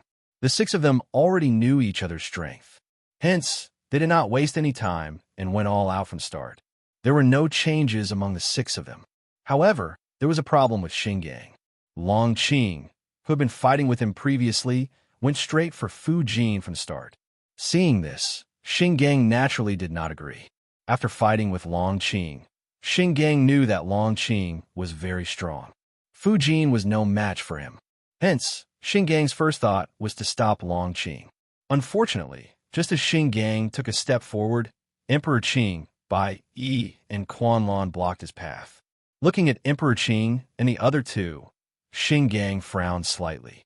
Coldness flashed across his eyes as he said, "Ants dare to stop me? You're courting death. We don't know who will die yet. Do it," Emperor Qing roared. Then, the three of them attacked together. According to the plan, the Azure the Arch and the other two stopped Xingang, while Long Qing successfully fought with Fu Jin. Once he attacked, Long Qing did not hold back at all. He directly transformed into a huge azure dragon. His entire body was filled with dragon might, causing people to shiver in fear. Before the battle, Xiao Chun had specially told Long Qing that Long Qing was the key to this battle. Once Mo Xie chose to fight to the death, whether Long Qing could kill Fu Jin in the shortest time was extremely important to Emperor Qing and the other two. This was because if Long Qing could kill Fu Jin faster, Emperor Qing and the other two would be in less danger. Long Qing naturally remembered Xiao Chen's words. Hence, once he attacked, Long Qing did not hold back at all. A dragon's roar shook the sky. This dragon's roar stunned Fu Jin. He could not help but say, "Pure-blooded dragon tribe?" As the Night Ghost Pavilion's holy son, Fu Jin's eyesight was not bad. He could tell that Long Qing was a pure-blooded dragon tribe. However, he could not help but have doubts. Were there any pure-blooded dragons in the North Star realm? Even the first holy son of the Valley of Beasts, that freak was just a dragon, right? Among the hundreds of races in the world, which race valued bloodline power the most, it was without a doubt the beast race. The entire system of the beast race was based on the power of one's bloodline. The bloodline you were born with determined your achievements and status in this life. For example, a mixed blood demon beast was destined to never become a powerhouse from the moment he was born, no matter how hard he tried. On the other hand, a pure-blood dragon like Long Qing would definitely become a giant among the beasts in the future, even if he didn't do anything. Birth determined one's fate. This was the nature of the beast race. He had never imagined that there would be a pure-blooded dragon among the 10 great chosens and chosens of the Sacred Palace. Pure-blooded dragons were divine beasts that no longer existed in the North Star boundary. Fu Jin wasn't the only one who was shocked. The spies from the various sects also looked at Long Qing with shock in their eyes.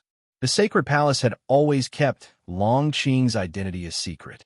However, it was obvious that it could no longer be hidden after this battle. Moreover, with the Sacred Palace's current strength, there was no longer a need to hide Long Qing's identity. Even if the pure-blood dragon clan was full of treasures, with a holy palace around, who would dare to provoke them? Because of this, it didn't matter if Long Qing's identity was exposed or not. Of course, this was only for the Sacred Palace. The spies from the various sects were all shocked when they learned of Long Qing's identity. The third holy daughter of the Sacred Palace, Long Qing, was actually a pure-blood dragon. Among the spies of the various sects, the ones who were the most excited were undoubtedly the people from the Myriad Beast Valley. The Myriad Beast Valley was made up of beasts, and the significance of a pure-blooded dragon to the Myriad Beast Valley was self-evident. If they could use this opportunity to establish a connection with the dragon, then the Myriad Beast Valley would soar. Don't think that the Myriad Beast Valley was so great just because it was a quasi-sage sect. In front of the Dragon Clan, a quasi-sage sect was nothing. No one knew where the dragon race lived, but what was certain was that there were not only quasi-sages in the dragon race, but also great sages. Moreover, there was more than one. Just imagine, if there was more than one great sage, then how many quasi-sages would there be? Therefore, the Myriad Beast Valley was nothing in front of the dragon tribe. Moreover, if they could get help from the dragon tribe, the flood dragons in the Myriad Beast Valley would have a chance to transform into the real dragon tribe. Although they were far from the pure blood dragon tribe, they would definitely be much stronger than the flood dragons. The Dragon Clan, the Phoenix Huang Yi Clan, and the Kirin Clan were the well-deserved three overlord clans in the Beast Clan. Among these three clans, each clan was incomparably powerful and was the object of admiration of all the Beast Clan forces. The news had been sent back, but the spy from the Myriad Beast Valley was still staring at Long Qing. No one knew what he was thinking. Unaware of the shock of the surrounding people, Long Qing had already made his move at this time. A green light was spat out from his mouth, and the thick green light went straight to Fu Jin. Seeing Long Qing's swift attack, Fu Jin raised his eyebrows. Without hesitation, he dodged to the side immediately. As Xing Gang had expected at the beginning, Fu Jin's strength was indeed weaker than Long Qing. Fu Jin had already fallen into a disadvantageous position after just exchanging blows. Long Qing kept Xiao Chen's advice in mind and did not hold back at all. He wanted to kill Fu Jin in the shortest time possible. Long Qing desperately wanted to kill Fu Jin as soon as possible. On the other side, Xiao Chun and Mo Xie were also in a fierce battle. This time, Xiao Chun was obviously not as desperate as before, because now that Mo Xie had fallen into his trap, as long as Long Qing made progress, everything would go according to his plan. As for Mo Xie, Xiao Chen's task was only to delay him. He also noticed a change in Xiao Chun. He was no longer as fierce as he was in the previous battle. On the contrary, when facing his attacks, Xiao Chun frequently chose to dodge. This gave Mo Xie a bad premonition in his heart. Mo Xie threw out a palm attack, but Xiao Chun did not even try to block it. Instead, he leaned sideways and dodged the attack. Seeing this, Mo Xie shouted, "Xiao Chun, what are you up to now? Do you only know how to run?" There must be a reason why Xiao Chun did not want to fight him head-on.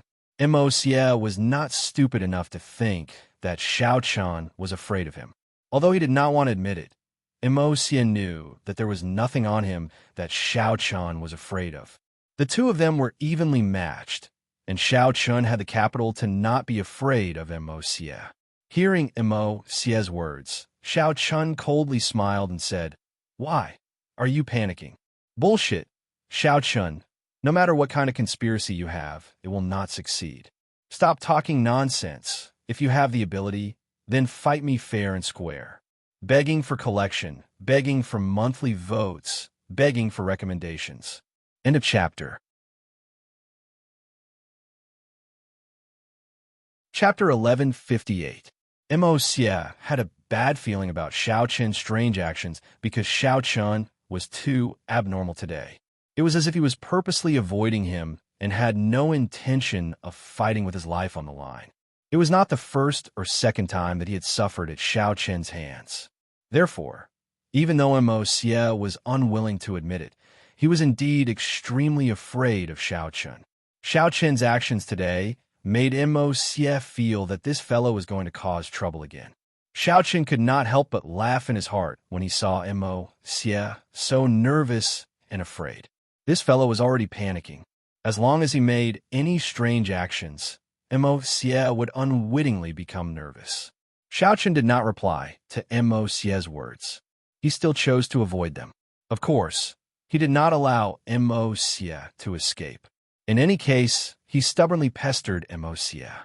Just like Xiao Chun, Chun Ling and Chun Yu were also the same. They completely did not fight with Hao Zong and Yin Xiang. Yin Xiang also felt that Chun Ling was acting strangely. Therefore, he shouted in a deep voice, "Chun Ling, what's wrong? Are you scared today? Don't dare to fight? You speak as if you can do anything to me." Chun Ling was not angry at Yin Xiang's words. Instead, he laughed disdainfully. Yin Xiang angrily shouted. On the other side, Hao Zong also felt that it was strange. However, he did not angrily shout at Chun Yu. Instead, he faintly smiled and spoke as if he was conversing with a friend. "What's wrong, brother Chun Yu? It's not like you today. You haven't even used 70% of your strength. Why do you keep running?" "Haha, that's not true. This is the real me. The last time I fought with you, I almost lost half my life. Naturally, I don't want to fight with my life on the line again today. How about a brother Hao Zong? Why don't the two of us stop and have chat?" Chun Yu clearly laughed when he heard this. Xiao Chen only gave one mission to everyone today. Other than Long Qing, everyone else only needed to delay their opponents. There was no need to determine victory or defeat. Chen Yu naturally agreed with Xiao Chen's mission. As long as they could delay Hao Zong, it meant that they did not need to risk their lives.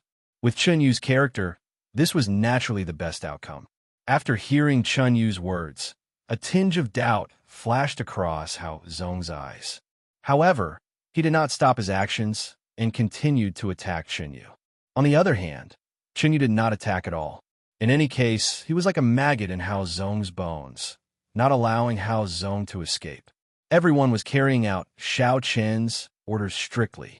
Long Qing was the only one who was attacking Fu Yi like a tidal wave, each wave stronger than the last. If one were to ask who was in the most miserable state out of the two holy sons present, it would undoubtedly be Fu Jin. This was because he was truly unable to hold on at this moment. Long Qing's attacks were completely disregarding any consequences. In fact, there were many times when Long Qing did not even try to dodge his attacks. He wanted to use his powerful body as a pure-blooded dragon to trade injury for injury. This made Fu Jin feel even more miserable.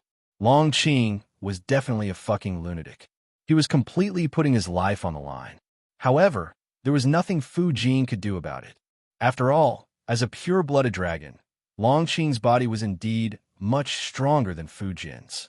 As a result, Fu Jin naturally did not dare to face Long Qing head-on. The battle was extremely frustrating.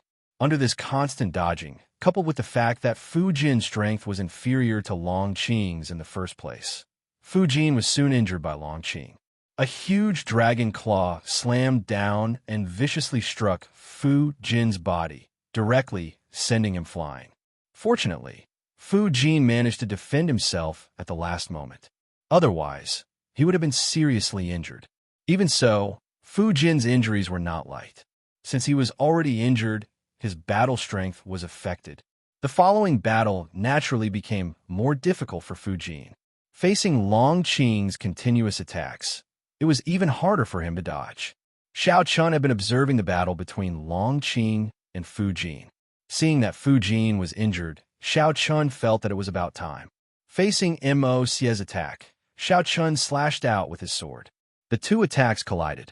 Then, Xiao Chun took the initiative to retreat and put some distance between him and Mo Xie. Don't you want to know what I'm planning? Hearing Xiao Chen's words, Mo Xie frowned but did not say anything. Regarding this, Xiao Chun did not mind and said with a smile on his face, "Why don't you take a look at your knight, Ghost Pavilion's sixth chosen, Fu Jin? I think he can't hold on much longer." Hearing Xiao Chen's words, Mo Xie turned his head to look at Fu Jin. Sure enough, Fu Jin was injured and was being pursued by Long Qing. With injuries on his body, Fu Jin would definitely be in danger if this continued. Mo Xie finally reacted. After the previous battle, Mo Xie had a little understanding of the Sacred Palace's 10 chosen. Of course, the ones that Mo Xie paid the most attention to were Xiao Chun, Chun Ling, Long Qing, and Chen Yu. Originally, Mo Xie wanted Xing Gang to fight Long Qing. But who would have thought that Long Qing would run off to fight Fu Jin? He couldn't help but turn his head to look at Xing Gang, who was currently locked in a fierce battle with the 3 chosen. Although Xing Gang currently had the upper hand, it would be difficult for him to defeat the 3 chosen in a short period of time. Only at this moment did Mo Xie finally understand Xiao Chen's intention. Xiao Chen wanted to use the strong to fight the weak and let Long Qing kill Fu Jin. Understanding Xiao Chen's plan, Mo Xie's face darkened to the extreme. He looked at Xiao Chun and shouted, "Using the weak to fight the strong, Xiao Chun. But do you think this will succeed? You want to use the weak to kill Fu Jin first, but you underestimate junior brother Xing Gang's strength. Even if your Sacred Palace's 3 chosen besieges junior brother Xing Gang, do you think they can stop junior brother Xing Gang? Xiao Chun, if Fu Jin dies, one of your Sacred Palace's chosen will definitely be killed by junior brother Xing Gang. At that time, a life for a life." Just as Xiao Chun had expected, Mo Xie had indeed thought of this point. The 3 chosen would indeed be unable to stop Xing Gang. However, Xiao expression did not change at all. He continued to smile faintly. You're right, but a life for a life. Using Fu Jin's life in exchange for the body of one of my sacred palaces chosen. I wonder if you know how to calculate this debt? Is it worth it for my sacred palace or the night ghost pavilion? Hearing Xiao Qin's words, Mo Xie's face darkened again. That's right. He had not realized this point at all. The sacred palaces chosen far outnumbered the night ghost pavilions chosen.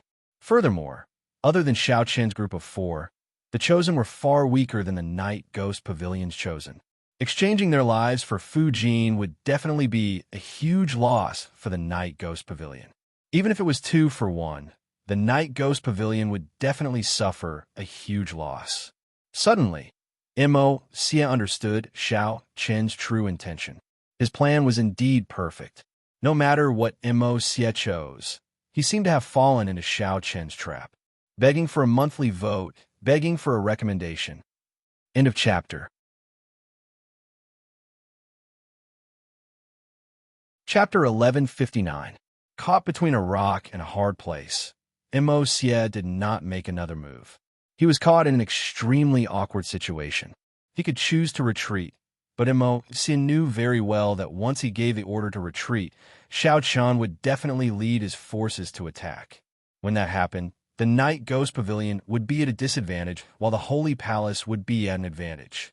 The Night Ghost Pavilion would be at a disadvantage while the Holy Palace would be at an advantage. As the saying goes, a defeated army is like a landslide. Once they chose to retreat, the Night Ghost Pavilion would lose this battle. Mo Xie knew very well that Xiao Qian would not give them a chance to regroup. He would definitely use this opportunity to beat them while they were down. On the other hand, if they did not choose to retreat and fought to the end with Xiao Qian, the result would be obvious. Fu Jin would be killed by Long Qing, and Xing Gang might be able to kill 1 or 2 of the Azure Supreme Thearchist trio. It would still be a bloody loss. If it were Xiao Qian, Chen Yu, Chen Ling, and Long Qing's lives, Mo Xie might have considered it. However, it was exchanging the lives of the Azure Supreme Thearchist trio for Fu Jin's life. This was too much of a loss.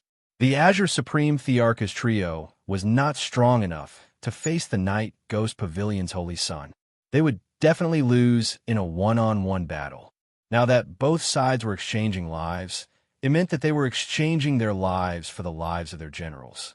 Only an idiot would agree to such a deal.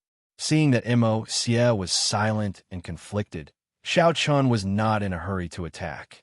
Now, it was up to Mo Xie to decide. As long as Mo Xie gave the order to retreat, Xiao Qian would definitely lead his men to chase after them. He would definitely not give Mo Xie any time to rest. He would chase Mo Xie out of the Blood Demon continent and end this battle once and for all. He waited for Mo Xie's answer with a mocking expression. At this moment, Mo Xie realized that he had fallen into Xiao Qian's trap again. Every time he fought with Xiao Qian, he was always the one at a disadvantage. He was unwilling, extremely unwilling. For a moment, Mo Xie even wanted to disregard everything and fight with Xiao Qian to the end. But very quickly, Mo Xie's last bit of rationality pulled him back. Not trustworthy, absolutely not trustworthy. Even if they gave up on Fu Jin and fought to the end with Xiao Qian, the Night Ghost Pavilion would only have 5 Holy Sons if they lost Fu Jin, while the Holy Palace would have at least 8 Holy Sons left. If that was the case, the Holy Palace would be at a disadvantage in the next battle. It was even possible that the Night Ghost Pavilion would lose another Holy Son. He couldn't give up on the ambush. Once he did, the balance would completely tip towards Xiao Qian's side. However, if he didn't give up, he could only retreat. Once he retreated, Mo Xie didn't think that he could still stay on the Blood Demon continent. The only way was to escape the Blood Demon continent and end this battle in defeat. If he retreated, he would definitely lose, but he would be able to preserve his strength. If he fought head-on, there might be variables, but the probability was too small. In fact, it was very likely that he would pay an even more painful price. The Holy Palace could afford to lose their holy sons and holy daughters, but the Night Ghost Pavilion could not afford to lose them. Facing the conflicted Mo Xie, Xiao Chan finally spoke. Sorry to interrupt, brother Mo Xie. I'm afraid that Fu Jin won't be able to hold on much longer. Xiao Qin's tone was very relaxed, as if he wasn't on the battlefield at all. Hearing this, Mo Xie turned to look at Fu Jin. Indeed, Fu Jin had been injured by Chong Qing, and his injuries were even more serious. He had to make a choice quickly. Otherwise, Fu Jin would definitely be in danger. Mo Xie was in a dilemma, and Xiao Chun was also in a bad mood. The reason was very simple. The Qing Supreme Arch and the other two weren't doing too well, especially Quan Lan. Quan Lan was originally a formation master, and combat strength wasn't her forte. Now, Xing Gang had locked his target on Quan Lan. Even though the Qing Supreme Arch and Bai Yi were giving it their all, Quan Lan was still under a lot of pressure. Quan Lan wouldn't be able to hold on for much longer. Therefore, Xiao Chen's heart was also sweating. To be honest, although Quan Lan's strength wasn't as good as Fu Jin's, Xiao Chen definitely didn't want to see Quan Lan exchange her life with Fu Jin. It wasn't for anything else, but because of their relationship. Although he was anxious, Xiao Chen couldn't show it. Otherwise, he might be used by Mo Xie. The smile on his face didn't fade as he looked at Mo Xie, and he didn't rush him. All of this took a long time to describe, but it had only been 10 or 20 breaths of time. Finally, after a moment of silence, Mo Xie made a decision. He looked at Xiao Chun and said fiercely, Xiao Chun, I will definitely kill you in this life. I will remember what happened today. Anytime. Hearing this, Xiao Chun chuckled. Mo Xie had finally made his choice. It was the perfect ending that Xiao Chun had predicted. This way, the sacred palace wouldn't have to pay any price. After saying this, Mo Xie ignored Xiao Chun and shouted, Everyone, retreat to the starship. The Night Ghost Pavilion's experts, who were still fighting fiercely, were all stunned when they heard Mo Xie's words. Just as Mo Xie had predicted, the Night Ghost Pavilion's morale weakened significantly. Retreat? Why did they retreat just like that? Everyone was confused, but soon, Mo Xie's voice rang out again. Everyone, retreat to the starship. Kill anyone who disobeys. This was a death order. For a moment, the Night Ghost Pavilion members couldn't care less about anything else. They all turned around and fled. Hao Zong, who was fighting fiercely with Chunyu, also retreated. Chunyu didn't chase after him. Standing dozens of meters away, Hao Zong finally understood what had happened. He said with an admiring smile on his face, Fighting the strong with the weak. The Sacred Palace has good methods. It looks like we've lost this battle. That's right. Once you run, we will definitely kill you. Therefore, you've lost this battle. Chunyu didn't hide anything and said with a smile. It was obvious that they wanted to kill you. Hao Zong smiled bitterly when he heard Chunyu's words. In that case, brother Chunyu, we'll meet again if fate wills it. Haha, brother Hao Zong, hurry up and run. It'll be easier for me to kill you if you run. Chunyu laughed heartily. Chunyu naturally didn't think that he could kill Hao Zong here. With his strength, it wouldn't be easy to kill him. In Chunyu's opinion, if he wanted to kill Hao Zong, Xiao Chun, Chun Ling, or Long Qing would have to join forces with one of them. Only then would they have a chance of killing Hao Zong. Therefore, Chunyu didn't want to do anything to Hao Zong. Hao Zong didn't reply to Chunyu's teasing words. He turned around and left. At the same time, as the Night Ghost Pavilion retreated, Xiao Chen raised his arm and shouted to Gao Shan, Brothers of the Sacred Palace, the Night Ghost Pavilion has been defeated. Follow me and kill them. Kill. Apart from the Chosens, Sanuses, and Sacred Sovereigns, the other disciples and elders of the Sacred Palace didn't know what had happened. They also didn't know about Xiao Chen's plan. However, now that the Night Ghost Pavilion had been defeated, everyone's morale was naturally high. When they heard Xiao Chen's words, they all charged towards the Night Ghost Pavilion with overflowing killing intent. Begging for your collection, begging for monthly votes, begging for recommendations. In a chapter.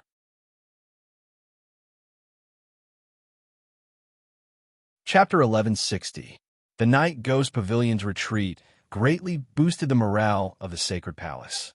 On the other hand, the ordinary disciples of the Night Ghost Pavilion had no idea what had happened. They only knew that Mo had given the order to retreat. They had been inexplicably defeated. Now that the sacred palace was charging at them with all their might, the Night Ghost Pavilion disciples lost all will to fight. They all rushed toward the starship, with one fleeing and the other chasing. The Night Ghost Pavilion's defeat was obvious.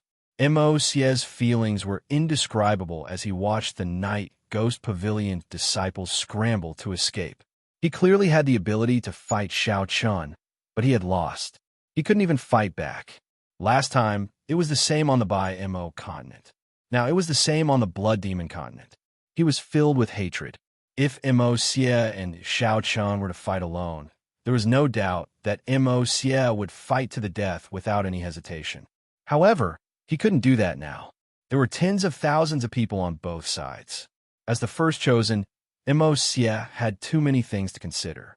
Xiao Chun had accurately grasped Mo's weakness, leaving him with no way to deal with it. Screams began to ring out.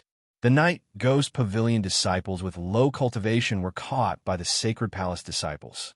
In an instant, the Night Ghost Pavilion disciples suffered heavy casualties. Hearing the endless screams, Mo gritted his teeth and shouted, "Saints, bring up the rear and stop the Sacred Palace's pursuit." He ordered the Saints of the Night Ghost Pavilion to bring up the rear and buy time for the Night Ghost Pavilion disciples to retreat. There was no other way. Without the Saints, the disciples wouldn't be able to escape the Sacred Palace's pursuit. Of course, it wasn't just the Saints. Mo also led Hao Zong, Yin Xiang, and the others to bring up the rear. There was no turning back this battle. The only thing Mo could do was think of a way to reduce the casualties of the Night Ghost Pavilion disciples.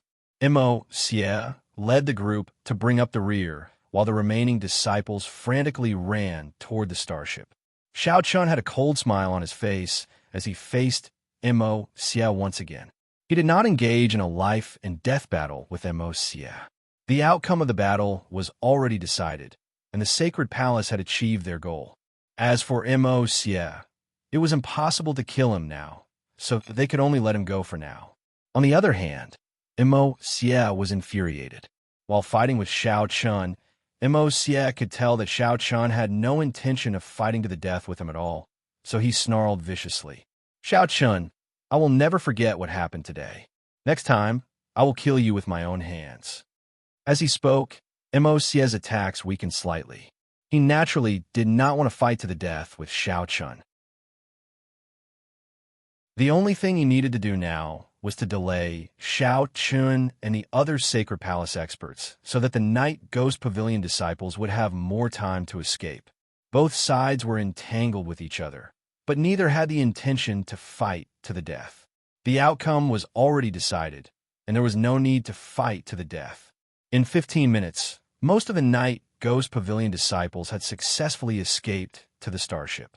Mo and the Chosen and Saints of the Night Ghost Pavilion also began to retreat. In this regard, Xiao Chun and the others did not stop him. However, they still continued to press him. They could not give Mo too much time. They had to drive him out of the Blood Demon continent in one go. Only then would this battle be truly over. Mo knew what Xiao Chun was thinking, and his teeth itched with hatred. However, there was nothing he could do. When he returned to the starship, he immediately ordered a retreat. More than a dozen Night Ghost Pavilion starships started to move and immediately flew into the starry sky. Mo stood on the deck and looked down at Xiao Chun and the Sacred Palace experts. His face was extremely dark, and he swore to himself that he would definitely destroy the Sacred Palace. How could he swallow the anger in his heart? The Night Ghost Pavilion had fled. Less than 2 hours had passed since their defeat and their retreat. With the Night Ghost Pavilion's escape, the Sacred Palace had naturally won the battle. This was an outcome that no one had expected. Everything had happened so suddenly that even after the Night Ghost Pavilion had retreated, the spies from the various sects were still in a daze. They won just like that? The Night Ghost Pavilion fled? Someone blurted out. The Sacred Palace won. The sacred palace actually won this battle, someone said in disbelief. The spies from the various sects all had different expressions, but without exception, they were all shocked. There was nothing they could do about it. This outcome had far exceeded their expectations.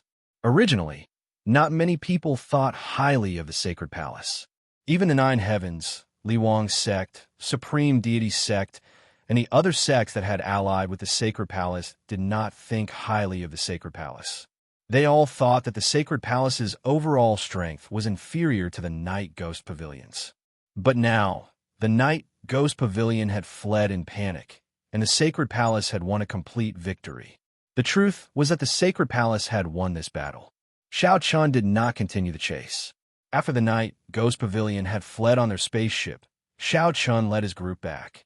Xiao Chun was well aware that they had won this battle, not because the sacred palace was much stronger than the Night Ghost Pavilion, but because he had grasped the Night Ghost Pavilion's weakness and caught Xie off guard. It could be said that Xiao Chun's victory in this battle was mostly due to luck. If Xie had been prepared in advance, it would have been impossible to force him to retreat using such a method. Therefore, Xiao Chun did not continue to pursue the battle. The result was just as he had expected. It was perfect. Xiao Chun and the others began to rest and reorganize on the spaceship that returned to the sacred palace. They no longer needed to fear the Night Ghost Pavilion's return, because as long as Xie did not kill them, they should know that it was no longer the time to fight. The disciples of the Night Ghost Pavilion had lost all their vigor. Xie no longer had the right to return. Xie needed time to recover his vigor. Therefore, Xie only had one choice now, and that was to admit defeat and lead the disciples back to the Night Ghost Pavilion and fight again in the future. The sacred palace's morale was soaring, and everyone was incomparably excited. In the flagship, Xiao Chun, Chunling, the Chosens, Saintesses, and Saint Sovereigns were gathered together. Xiao Chun first looked at Quan Lan and asked with concern, "Junior sister Quan Lan, are you all right?" Quan Lan's injuries were definitely the most serious in this battle, but when she heard Xiao Chun's words, she still smiled despite her pale face. "Senior brother, don't worry, I'm fine. I've already taken some healing pills, so there's nothing wrong with me." She had already taken some healing pills, and her injuries were already under control. Although she still needed some time to rest, her life was no longer in danger. Xiao Chun nodded slightly when he heard this. As long as her life was not in danger, everything was fine. Then, he looked at the crowd, and a smile appeared on Xiao Chun's face. "We've won this battle. Let's rest for a day and return to the sacred palace tomorrow. Xie and the others probably won't dare to come back, but we can't let our guard down. We still have to be on our guard. Begging for your collection, begging for monthly votes, begging for recommendations." End of chapter.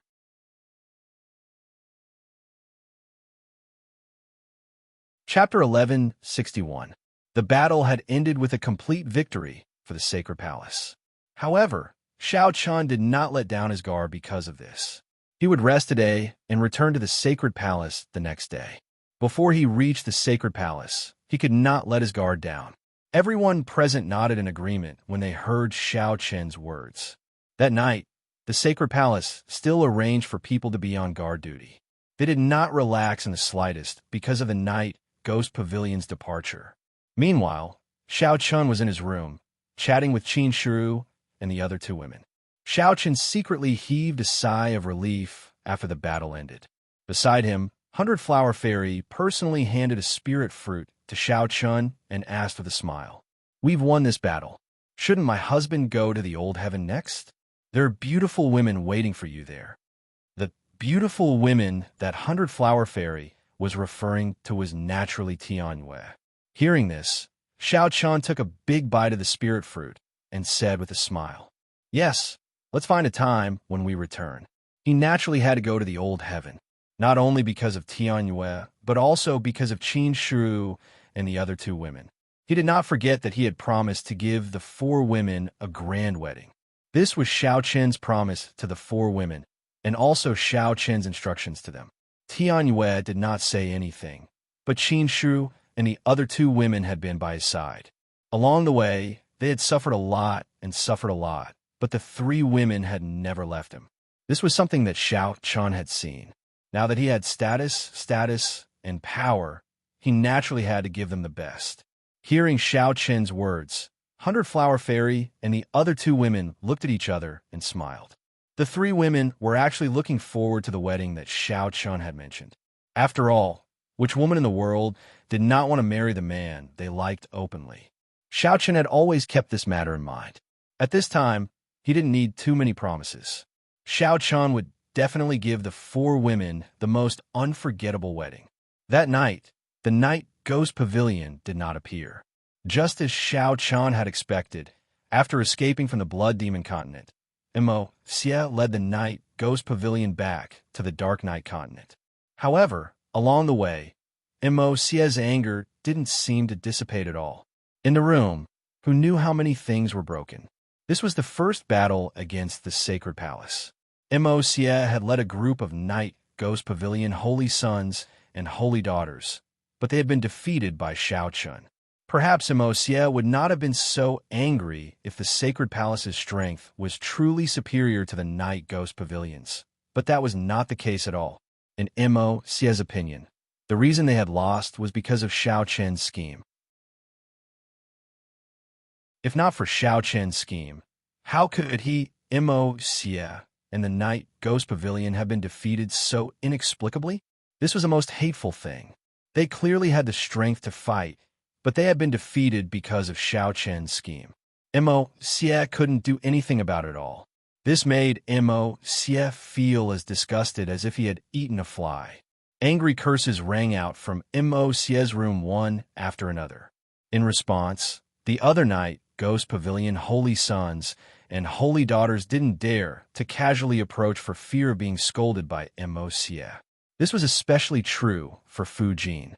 He knew very well that the main reason they had lost this battle was because of him. If not for him, Mo Xie wouldn't have chosen to retreat. Therefore, if the Night Ghost Pavilion had to find someone to take the blame for this battle, it would definitely be him. Because he knew this, Fu Jin obediently hid in his room and didn't go out. Out of all the Holy Sons of the Night Ghost Pavilion, Hao Zong was probably the most relaxed one. He didn't seem dejected at all after losing the battle. He leaned lazily on the deck and looked at the stars in the sky. Hao Zong drank alone. His face was slightly tipsy, as if he didn't care about this great defeat at all. Hao Zong was very open-minded, and no one dared to say anything to him. Even the furious Mo Xie couldn't vent his anger on Hao Zong. Apart from Hao Zong and the other Holy Sons, the other Night Ghost Pavilion disciples were all dejected. It could be said that their morale was at its lowest. Unaware of the situation in the Night Ghost Pavilion, Xiao Chun prepared to return to the Sacred Palace after a night of rest on the Blood Demon continent. The spies from the various sects that had gathered on the Blood Demon continent had already dispersed. After all, the battle had ended, and there was no reason for them to stay. However, Xiao Chun didn't expect that a spy from a Valley of Beasts would come to visit just as the Sacred Palace group was about to set off. He was an elder of the Valley of Beasts with half-saint cultivation. His name was Zhu Bao, and his true form was a snow leopard. His bloodline wasn't low, and he should be considered average among the beasts. When Xiao Chun heard that Zhu Bao had come to visit, he pondered for a moment before asking someone to invite Zhu Bao in. Although the Valley of Beasts and the Night Ghost Pavilion were on the same side, the Valley of Beasts hadn't had any conflicts with the Sacred Palace so far. Therefore, Xiao Chun still planned to meet this person. Soon, Zhu Bao arrived before Xiao Chun under the lead of a half-saint elder from the Sacred Palace.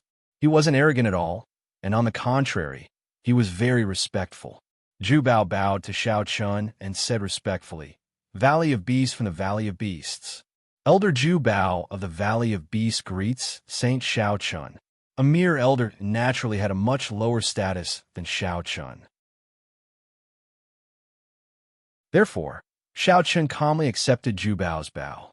Xiao Chun nodded slightly and asked Zhu Bao, "Elder Zhu Bao, what brings you here?" Xiao Chun didn't have any enmity towards Zhu Bao, but he definitely wasn't polite either. Therefore, he went straight to the point without the slightest pretense of politeness. Seeing that Xiao Chun was so direct, Zhu Bao also directly stated the purpose of his visit. I'm here to meet chosen Long Qing. Meet Long Qing. Xiao Chun immediately understood what Zhu Bao meant. It was obvious that Long Qing had exposed her identity as a pure-blood dragon in yesterday's battle. A pure-blood dragon was equivalent to royalty among the beast tribes. Now that a pure-blood dragon had appeared, the Myriad Beasts Valley naturally couldn't ignore it. Therefore, they wanted to meet Long Qing. Xiao Chun came up with a bold plan when he understood this. He knew very well how strict the hierarchy was among the beast tribes. Since Long Qing was here, could he use Long Qing's identity to rope in the Myriad Beast Valley?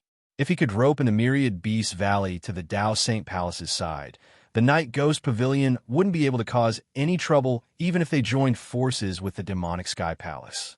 Moreover, with Long Qing's identity as a pure blood dragon, there was a high chance that he could rope in the Myriad Beast Valley. Xiao Chun made up his mind when he thought of this. However, he still pretended to be calm on the surface. Long Qing is my second sister. May I know why Elder Zhu Bao wants to meet her? Don't tell me you want her to join the Myriad Beast Valley? Begging for monthly votes, begging for recommendations. End of chapter.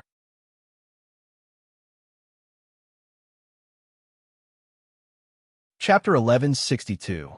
Zhu Bao was here for Long Qing, but Xiao Chun was thinking about how to rope in the Thousand Beast Valley to the Sacred Palace's side, so he pretended to be calm as he spoke.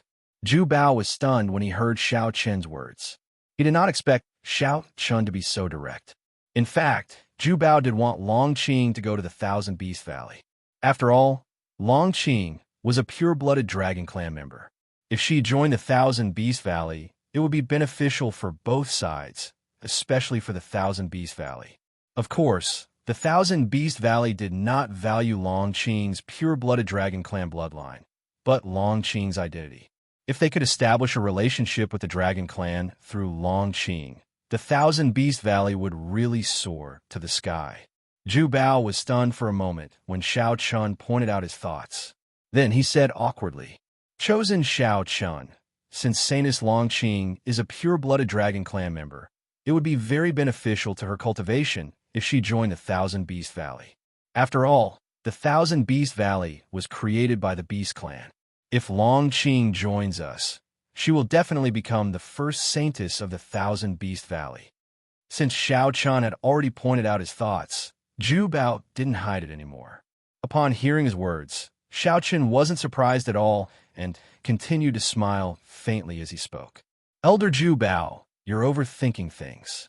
It's impossible for Second Sister to join the Thousand Beast Valley.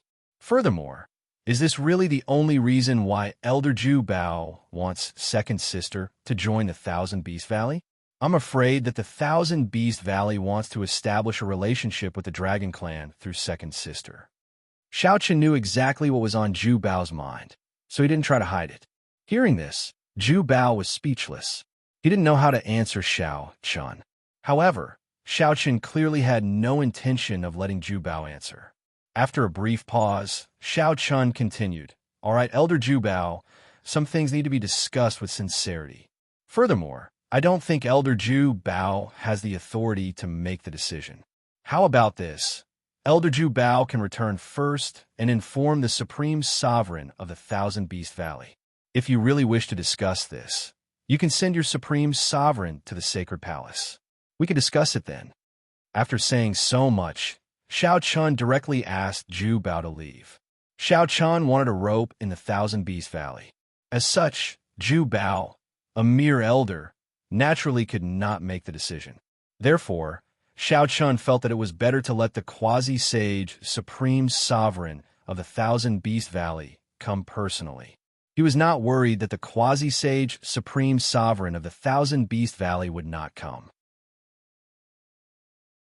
This matter concerned the pure-blooded Dragon Clan, and Xiao Chun was 80% certain that the quasi-sage Supreme Sovereign of the Thousand Beast Valley would come personally to visit the Sacred Palace.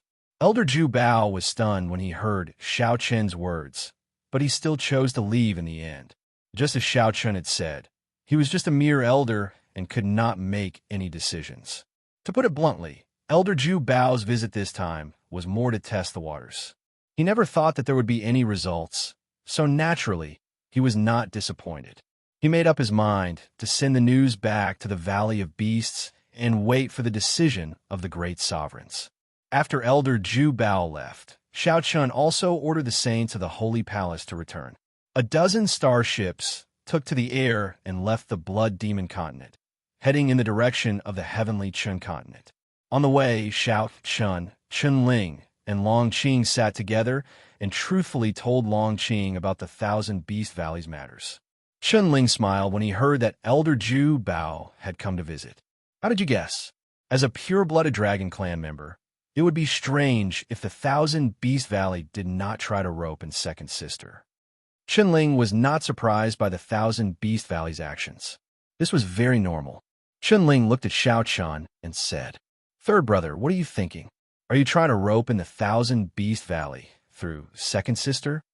Not only was Chun Ling not surprised, but he had also guessed Xiao Chun's thoughts at the first moment. Xiao Chun naturally did not hide this and nodded slightly in response. "Yes, I do have such thoughts, but I definitely won't agree to let Second Sister join the Thousand Beast Valley." It was impossible to let Long Qing join the Thousand Beast Valley. The three siblings were very close, and Xiao Chun was not at ease letting Long Qing go to the Thousand Beast Valley alone. Chun Ling nodded when he heard Xiao Chun's words. Yes, Second Sister can't join the Thousand Beast Valley, but even so, there's still a great chance to rope in the Thousand Beast Valley. After all, Second Sister's identity is there, and the Thousand Beast Valley has a reason to choose the Sacred Palace. After all, the benefits that Second Sister's identity brings are not something the Night Ghost Pavilion can provide, so the Thousand Beast Valley should make a choice.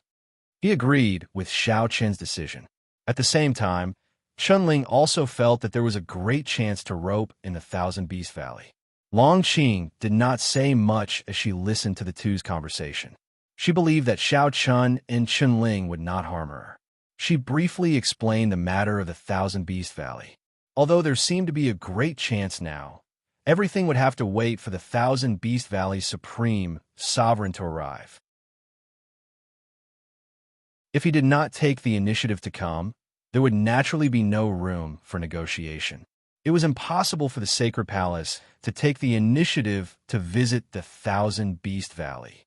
If that happened, the initiative would be handed over to someone else.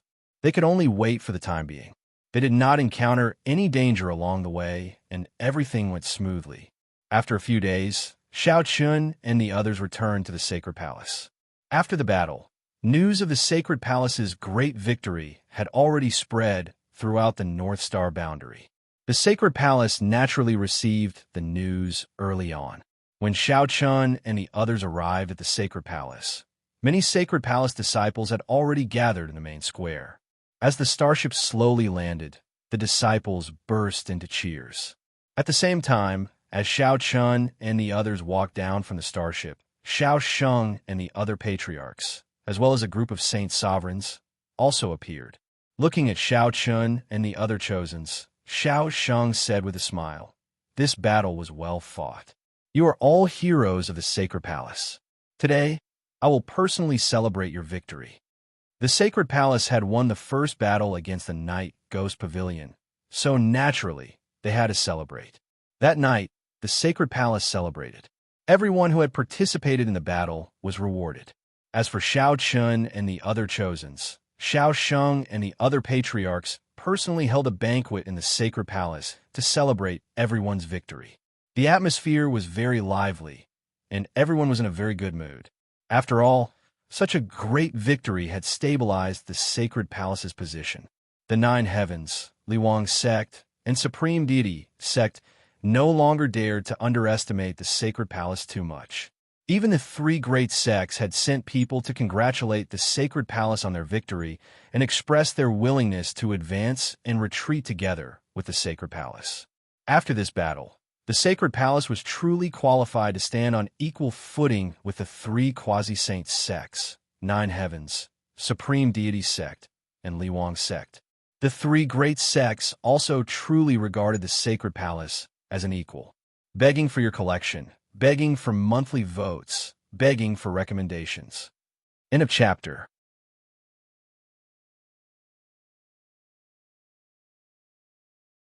Chapter 1163. This victory was far more than just a simple victory. For the Sacred Palace, such a victory had an extremely far-reaching impact. It was also because of this that even Xiao Sheng and the other three could not help but feel excited when they heard the news of their victory.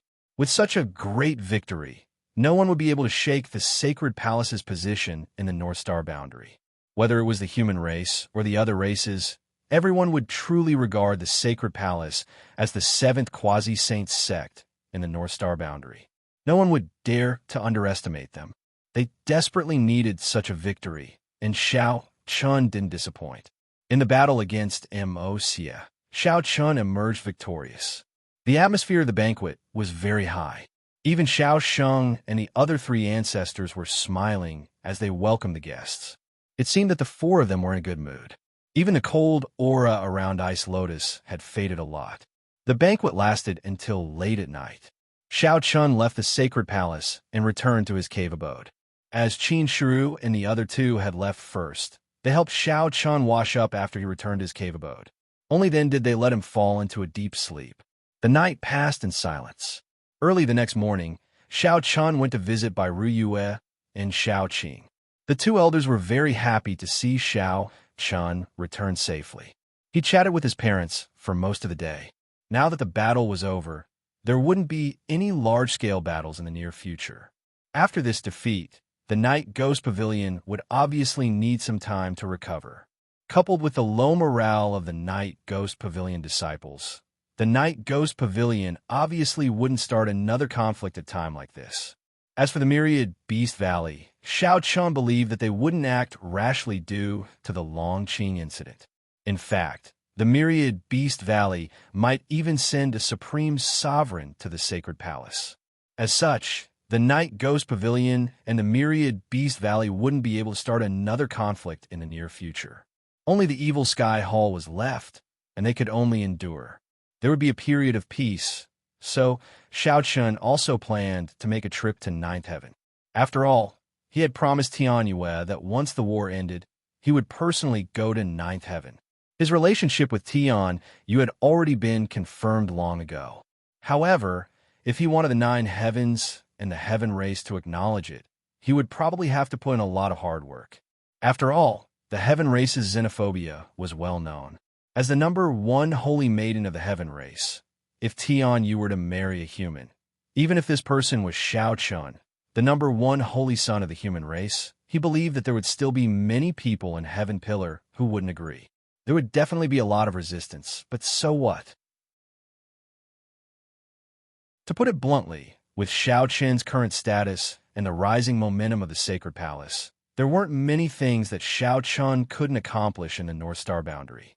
Hence, Xiao Chun had to bring Tianyue back to Nine Heavens.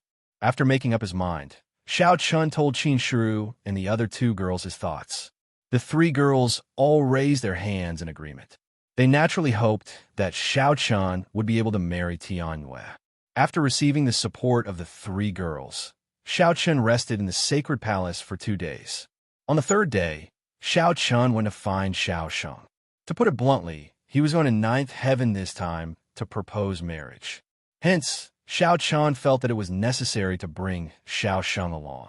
After all, without a quasi-saint great sovereign, they probably wouldn't be able to control the situation. Xiao Sheng's cave dwelling. Looking at Xiao Chun, Xiao Sheng smiled faintly and said, "What's wrong? If you have something to say, just say it. Why are you hemming and hawing?" "That, Patriarch, I want you to come with me to Ninth Heaven," Xiao Chun said. "Go to Ninth Heaven together?" Xiao Sheng was overjoyed when he heard Xiao Chen's words. He didn't even need Xiao Chun to say it. He had already guessed Xiao Chen's purpose for coming. "You brat, you want to go to Ninth Heaven to propose marriage, right? Ha, good. That little girl Tianyue isn't bad. She's worthy of my Xiao family. I'll go with you." Xiao Sheng naturally knew about the relationship between Xiao Chun and Tianyue. Now that Xiao Chun wanted him to go with him to Ninth Heaven, his purpose was self-evident. If it wasn't for Tianyue, who else could it be? Understanding Xiao Chen's meaning, Xiao Sheng agreed very straightforwardly. Xiao Chen was overjoyed when Xiao Sheng agreed. The two of them set off for Ninth Heaven on the same day. Due to their alliance, Ninth Heaven, Liwang Sect, Supreme Deity Sect, and Sacred Palace, the four quasi-saint sects, had constructed transboundary teleportation formations that connected to each other. As a result, it was naturally much more convenient to travel between the transboundary teleportation formations. They didn't bring anyone else, only Xiao Chun and Xiao Sheng. Xiao Chun and Xiao Sheng arrived at Ninth Heaven in the blink of an eye through the Sacred Palace's transboundary teleportation formation. However, as soon as they stepped out of the formation, a saint from Ninth Heaven stopped them. This saint was specifically responsible for guarding the transboundary teleportation formation. His attitude was rather polite. He looked at Xiao Chun and Xiao Sheng and said, "You're from a sacred palace. Is something the matter?" Although the two sides were currently in an alliance, they couldn't allow the other side to come and go as they pleased in their sections. Therefore, it was normal for Ninth Heaven to send someone to guard the transboundary teleportation formation. Just like the Sacred Palace, there were also Saint Sovereigns guarding the transboundary teleportation formation. Because of this, Xiao Chun and Xiao Sheng didn't pay much attention to the saint from Ninth Heaven's obstruction. Xiao Chun only said a few words indifferently. Patriarch Xiao Sheng of the Sacred Palace has come to visit Ninth Heaven. Please inform them. He didn't mention his name. After all, with Xiao Sheng here, Xiao Chun naturally didn't need to take the initiative. After all, this was a quasi-saint supreme sovereign. As expected, the saint from Ninth Heaven Hall was stunned when he heard the words Patriarch Xiao Sheng of the Sacred Palace. But he quickly recovered and bowed respectfully to Xiao Sheng. Greetings to Supreme Sovereign Xiao Sheng. Please wait for a moment. I'll inform the higher-ups.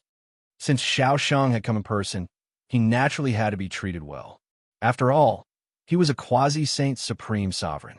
With that, the saint personally led Xiao Chun and Xiao Sheng to a small courtyard and ordered people to treat them well. Only then did he hurriedly pass the news to the three supreme sovereigns of Ninth Heaven. If it was just an ordinary Sacred Palace disciple, or even a chosen like Xiao Chun, the saint from Ninth Heaven wouldn't be so nervous. But this time, it was a patriarch of the Sacred Palace, a quasi-saint supreme sovereign, who had come in person. The significance was clearly different. The news quickly reached the ears of the three supreme sovereigns of Ninth Heaven. Before long, Supreme Sovereign Tian Yun, who was relatively more familiar with Xiao Chun, appeared in front of the two.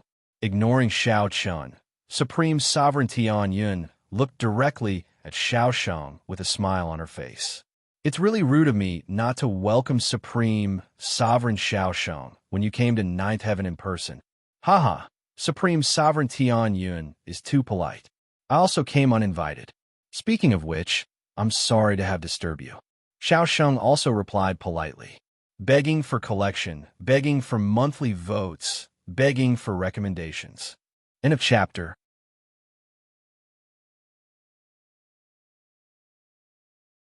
Chapter 1164. Great Venerate Tian Yun came over, and the two exchanged a few polite words. Then, Great Venerate Tian Yun greeted Xiao Chun. In response, Xiao Chun also saluted respectfully in return. After exchanging greetings, Great Venerate Tian Yun sat down in front of Xiao Sheng, looked at Xiao Sheng, and asked bluntly, "Great Venerate Xiao Sheng, what brings you to Ninth Heaven?"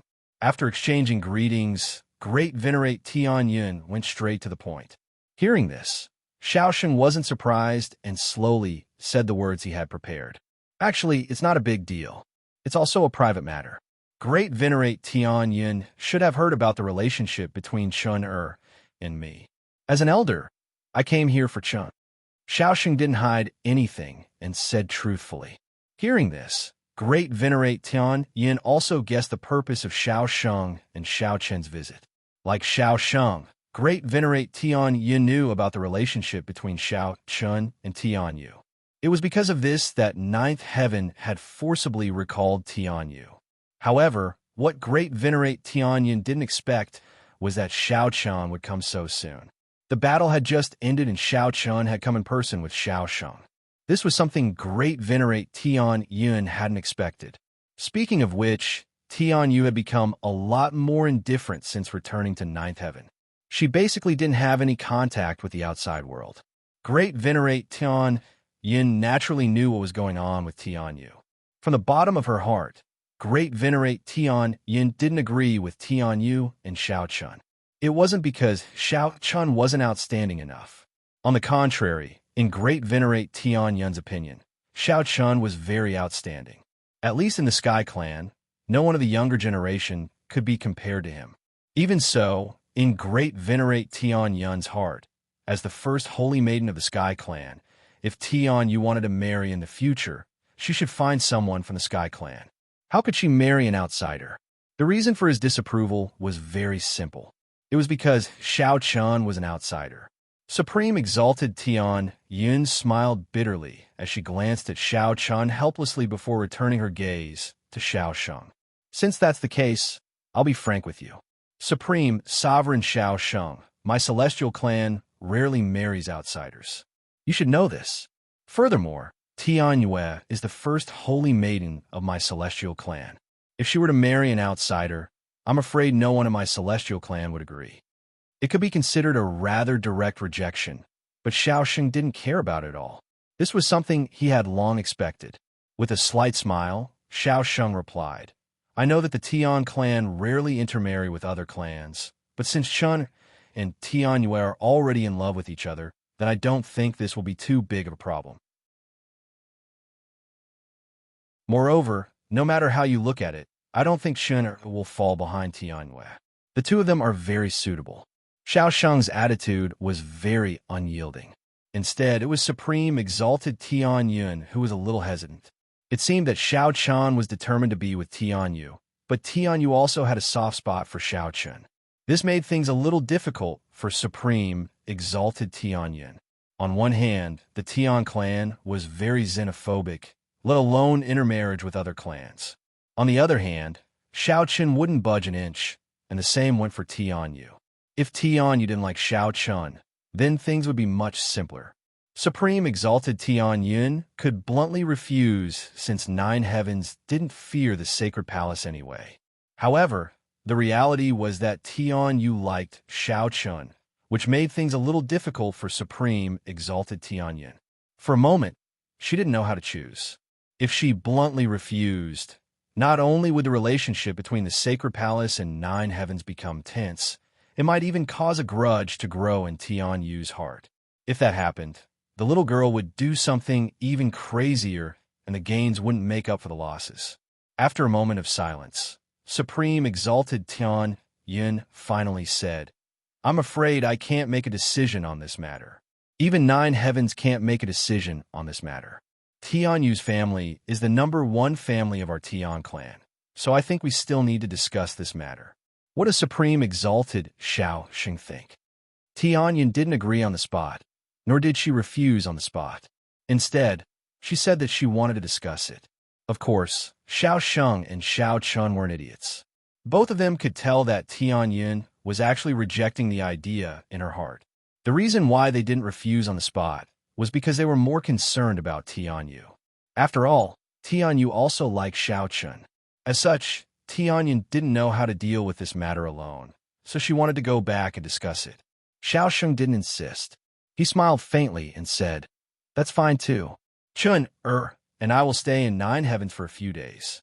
But since we're already here, I believe Nine Heavens won't stop Chun and Tian Yu from meeting, right? Supreme exalted Tian Yun wanted to go back and discuss it. Xiao Sheng accepted this, but he also made a request. Nine Heavens couldn't stop Xiao Chun and Tian Yu from meeting.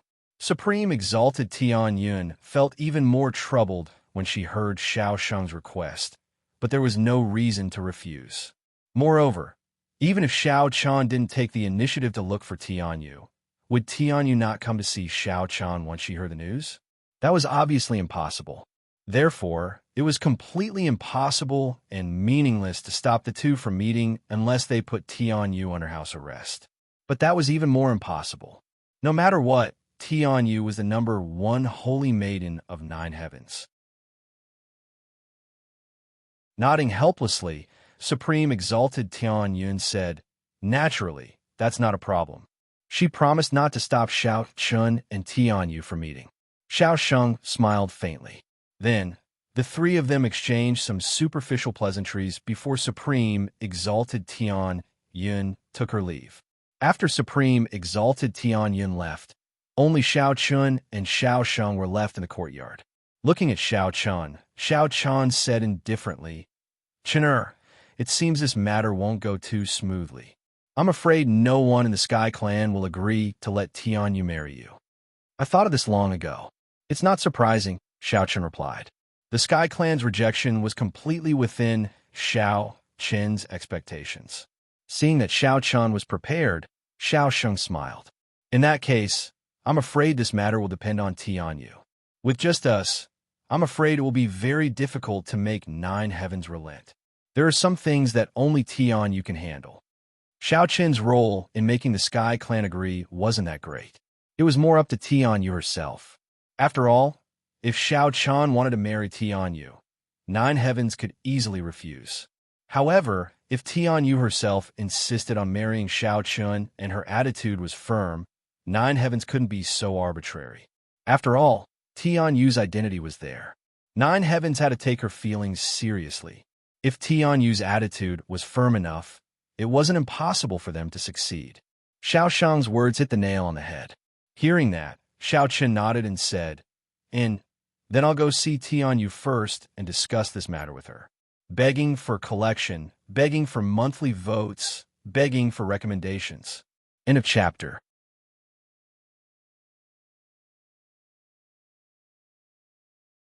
Chapter 1165. He headed straight for Tian Yu's cave dwelling. As the number one holy maiden of Nine Heavens, Tian Yu's cave dwelling was naturally not difficult to find.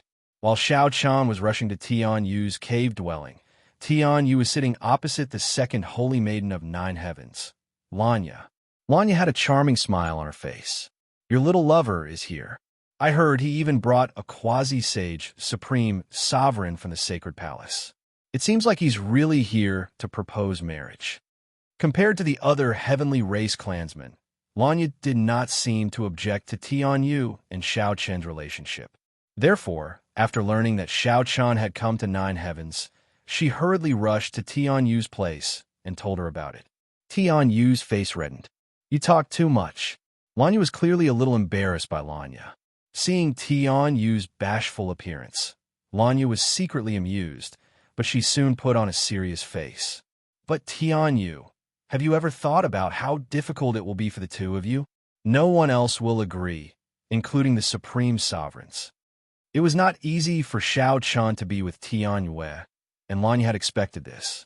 Hearing this, Tian Yue showed a touch of disappointment on her face.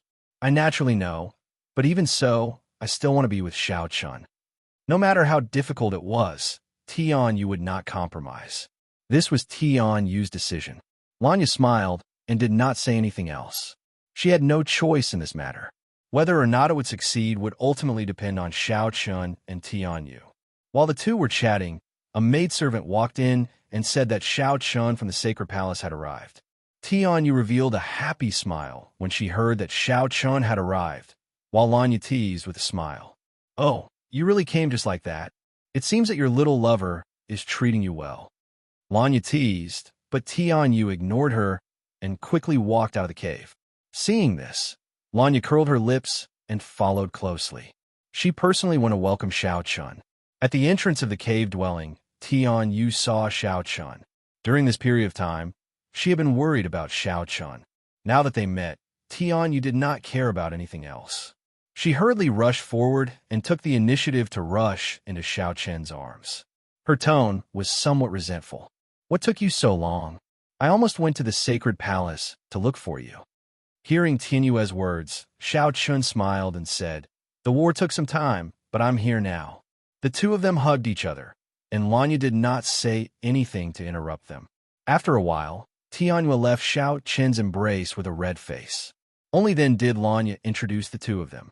After learning that Lanya was the second holy maiden of Nine Heavens, Xiao Chen smiled kindly at her. After all, she was Tian Yu's friend, so Xiao Chun could not be too cold. Compared to Xiao Chun, Lanya was clearly much more enthusiastic. She was also not shy.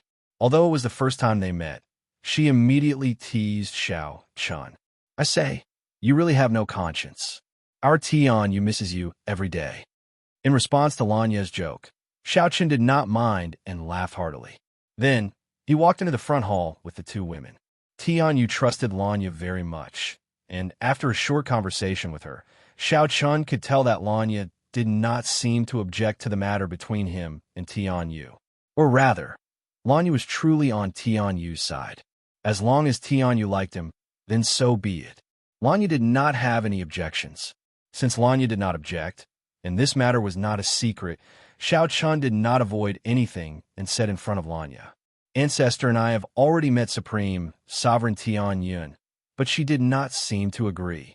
She told Tian about how she and Xiao Sheng had met Supreme Venerable Tian." Hearing this, before Tian could speak, Lanya spoke first. "Isn't this normal? You are from a human race, so it would be strange if the Supreme Sovereign agreed. It is not like you don't know that our Tian clan rarely intermarries with other races. In my opinion, if the two of you want to succeed, the most important thing is still to rely on Tian." Lanya was smart enough to point out the crux of the problem with just one sentence. Seeing this, Tian nodded in agreement. Xiao Chun, on the other hand, looked at Lanya with interest and asked, "Then I wonder what beautiful Lanya thinks Tian should do?" After a simple interaction, Xiao Chun knew that Lanya was a person with many ideas, so he asked half-jokingly. Hearing this, Lanya did not care and replied with a smile, "What can we do? Make a scene." Xiao Chun was a little speechless when he heard Lanya's words, but he could not deny that Lanya's words were very reasonable. The only thing Tian could do was make a scene and force the supreme sovereigns of Ninth Heaven to agree. On one hand, Tian would make a scene and express her attitude. On the other hand, Xiao Chun would continue to exert pressure and show his sincerity. This way, there might be some possibility. Of course, if the supreme sovereigns of Ninth Heaven were determined not to agree, then they would have to think of other ways. Other ways? At this point, Tian said firmly, "If the supreme sovereigns do not agree, then I will elope and secretly run to the sacred palace." Elope? When Tian said this, Xiao Chun was helpless, and Lanya also smiled bitterly. Tian was really determined to marry Xiao Chun. After discussing matters with Tian, Xiao Chun chatted with Tian for most of the day. It was not until nightfall that Xiao Chun returned to the courtyard. With a plan in place, Tian took the initiative to express her thoughts to the supreme sovereigns. In Lanya's words, it was just making a scene. On the other hand, Xiao Chun still acted according to plan. On one hand, he continued to put pressure on Ninth Heaven, and on the other hand, he showed his sincerity. One had to admit that Tian acted very quickly. Early the next morning, she found Supreme Sovereign Tian. In Supreme Sovereign Tian's cave dwelling, Tian sat upright and looked at Supreme Sovereign Tian with a determined expression. "I already want to marry Xiao Chun. I won't marry anyone else except him." Tian had already explained her thoughts to Supreme Sovereign Tian, but unsurprisingly, Supreme Sovereign Tian had directly rejected her. In this regard, Tian did not show any weakness and made her intentions clear. According to Xiao Chun, Tian could not back down on this matter. If she did, it would be over. Therefore, even in the face of Supreme Sovereign Tian would not back down. Supreme Sovereign Tian had a bitter expression when she heard Tian's words. What she was most afraid of had come. In fact, as Supreme Sovereign Tian, she was not afraid of the sacred palace or Xiao Chun, but she was afraid of Tian. If Tian was determined not to marry Xiao Chun, then this matter would really be difficult to deal with. Seeking collection, seeking monthly votes, seeking recommendation. End of chapter.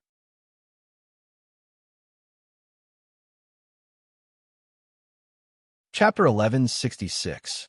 Tian took the initiative to find her. As a result, great senior Tian really didn't know how to deal with it.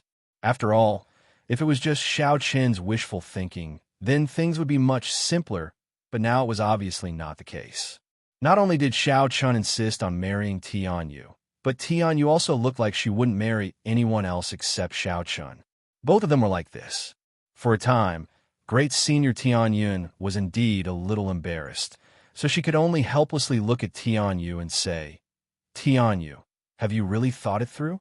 As the number one holy maiden of the Tian clan, do you know what it means if you marry an outsider?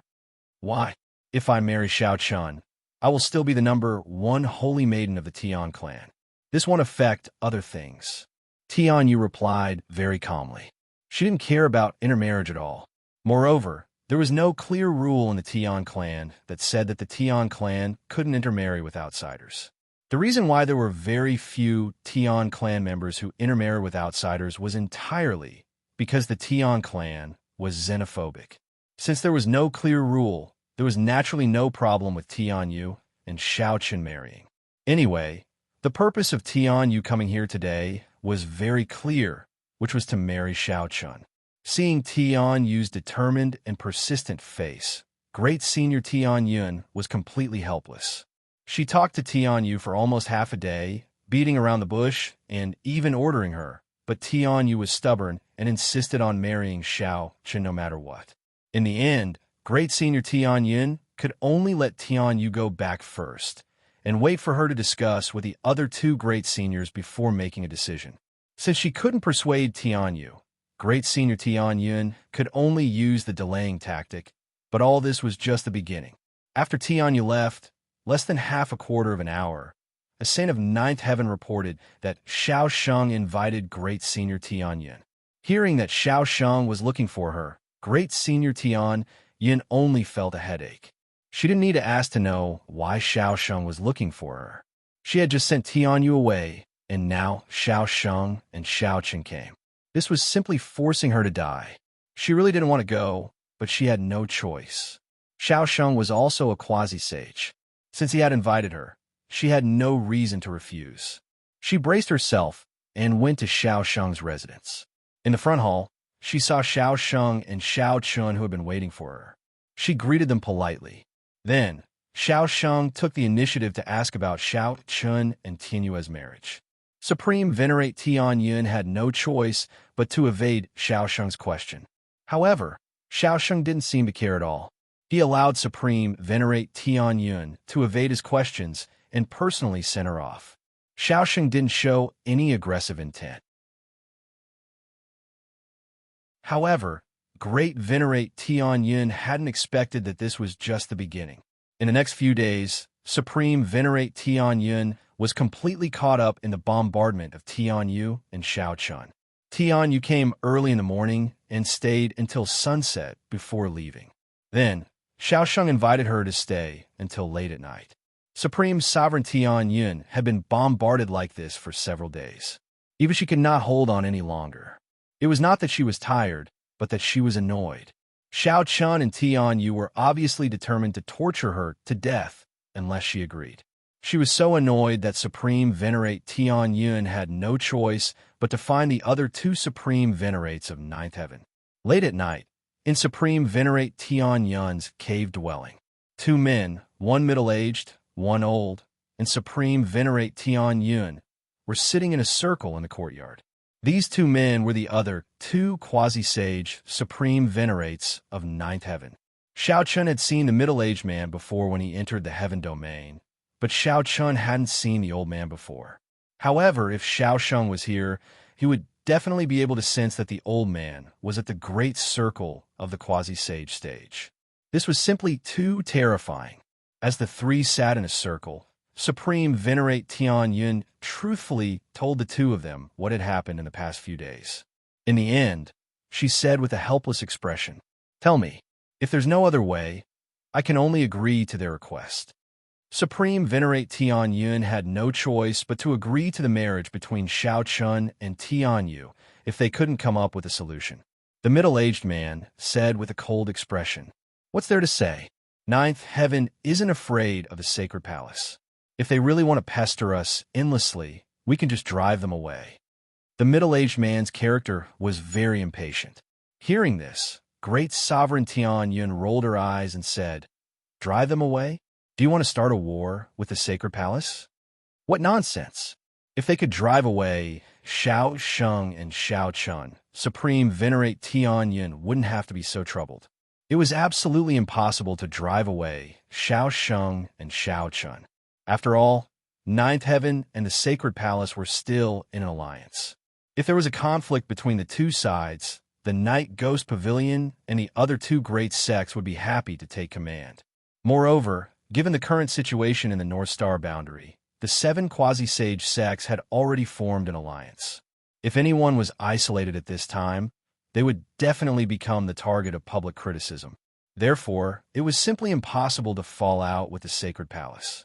Supreme Venerate Tian Yun rolled her eyes at him, but the middle-aged man didn't say anything else. He also knew that what Tian Yun said made sense. They couldn't go tit for tat. In response, the old man with the cultivation of the great circle of the quasi-sage stage said indifferently, "The key problem is still Tianyu. However, I think that it's not bad for Tianyu to be together with Xiao Chun. Putting aside race, Xiao Chun is very outstanding. At least among the younger generation of the Sky Race, there is no one who can compare to him." The old man had the highest cultivation among the 3 and was also the strongest person in Ninth Heaven. Therefore, even Supreme Venerate Tian Yun and the middle-aged man had no choice but to pay attention to or even listen to the old man's words.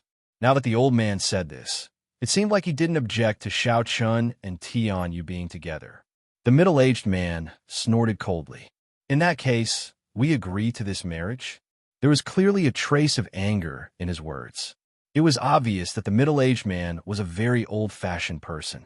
In his opinion, the Sky Race couldn't intermarry with other races. Therefore, among the 3 of them, he was firmly opposed to the marriage between Xiao Chun and Tian Yu. Hearing his words, the old man did not take it to heart and smiled faintly. "There is no rule in our Sky Race that says we can't intermarry with other races. Therefore, the matter between Xiao Chun and Tian Yu doesn't violate any rules of the Sky Race or Ninth Heaven. In addition, the situation in the North Star boundary is different now. The Sacred Palace and the Night Ghost Pavilion are already at war. It won't be long before we won't be able to stay out of it. Chaotic times are coming. It won't be good for Ninth Heaven if we continue to be stubborn. Moreover, what harm will Tian Yu and Xiao Chen's marriage bring to Ninth Heaven? No, not only is it not harmful, but it will also bring many benefits to Ninth Heaven. Begging for collection, begging for monthly votes, begging for recommendations." End of chapter.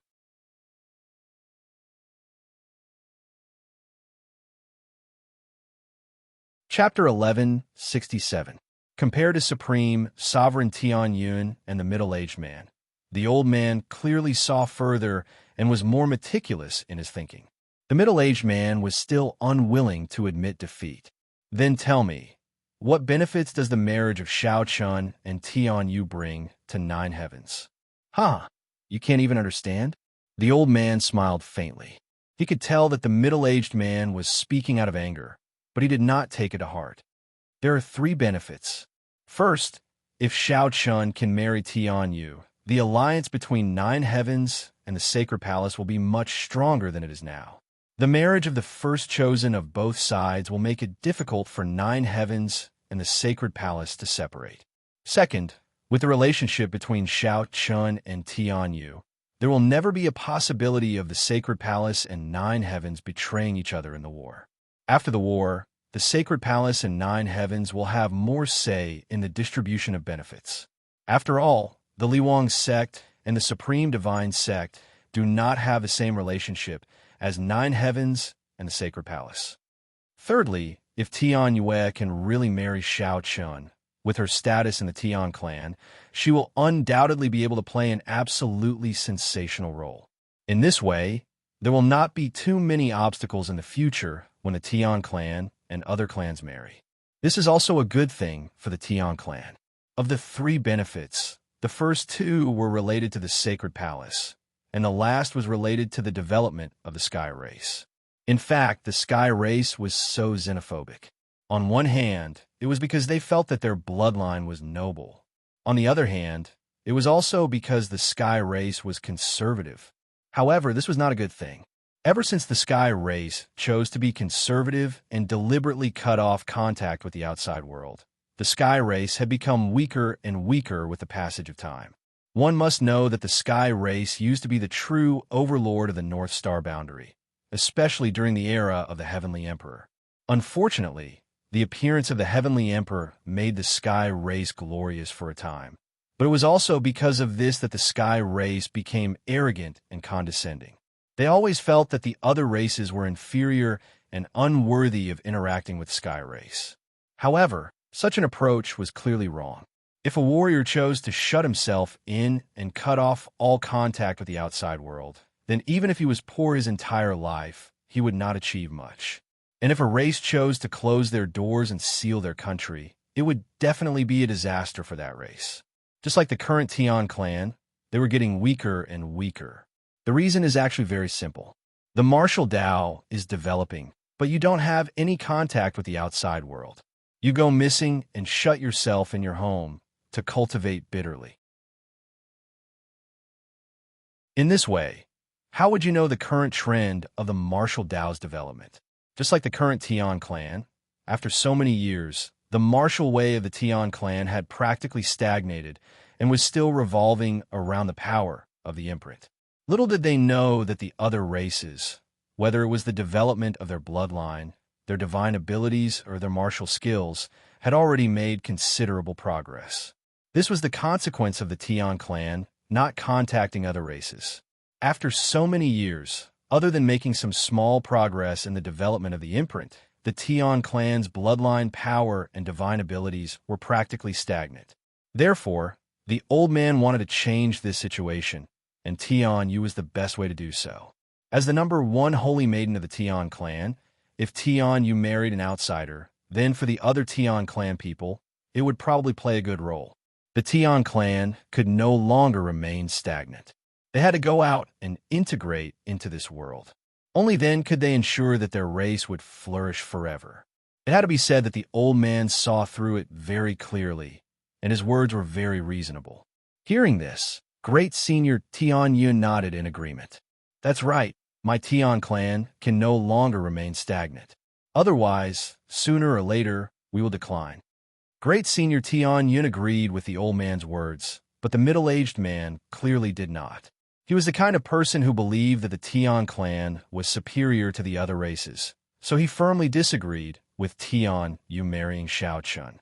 However, in the current situation, the old man and Great Senior Tian Yun had reached a consensus, and he couldn't do anything by himself. Therefore, he didn't open his mouth to object and just asked, "Well, even if we agree, what about the other clansmen? If we want our number one holy maiden to marry a human, I think the other Tian clan people will be very resistant." There was no objection, but the meaning of these words was also very obvious. Even though the three of them were quasi-saints, they couldn't control the thoughts of others. Once the marriage between Tian Yu and Xiao Qin spread, the other Tian clan people would definitely not agree. At that time, there would be a large-scale uproar in the Tian clan. Hearing the middle-aged man's words, the old man smiled slightly. This is not something we should care about. Since you want to marry the number one holy maiden of my Tian clan, if you don't even have this little ability, then you can't blame anyone. Don't you think so, Tian Yun? While speaking, the old man looked at Great Senior Tian Yun with a smile on his face. Hearing this, Great Senior Tian Yun also smiled slightly and said, "Indeed." The old man's meaning was very simple. The Tian clan was shaken and everyone opposed it, but it was none of their business.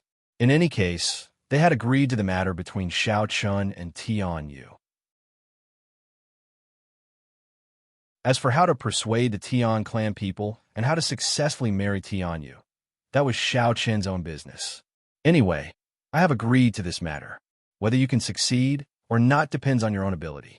There is no doubt that once the matter between Tian Yu and Xiao Chen spread out, Xiao Chun would definitely be in a lot of trouble. Countless Tian clan people would come to find trouble with Xiao Chun. And according to the old man's meaning, these were all things that Xiao Chun needed to deal with by himself. If that's the case, then I will tell them about this matter tomorrow. I have been annoyed by their pestering for the past few days.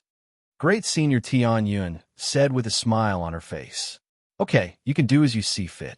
Hearing this, the old man nodded. After saying that, he looked at the middle-aged man again. The smile on his face disappeared as he said in an indifferent tone, I've long said that you shouldn't be too short-sighted. As a quasi-sage, great paragon, you shoulder the rise and fall of the entire race. Being short-sighted will harm others and yourself. If you still don't change, you really aren't worthy of the word great paragon. After saying that, without waiting for the middle-aged man to reply, the old man's figure directly disappeared on the spot. Only at this moment did the middle-aged man's expression change slightly. A hint of fear and alarm flashed across his face. The old man was the #1 expert of the Tian clan. Although he was also a quasi-saint great senior, the old man was clearly superior to the middle-aged man in terms of status and strength. Previously, he had talked back to the old man. Now that he thought about it, he was really courting death. Moreover, from the words just now, it wasn't difficult to hear that the old man was already dissatisfied with him. You clearly know his temper. Why do you have to be like this? Moreover, your way of thinking is indeed a little too stubborn. Great Senior Tian Yun said helplessly when she saw that the middle-aged man's expression didn't look too good. Begging for collection, begging for monthly votes, begging for recommendation. In a chapter.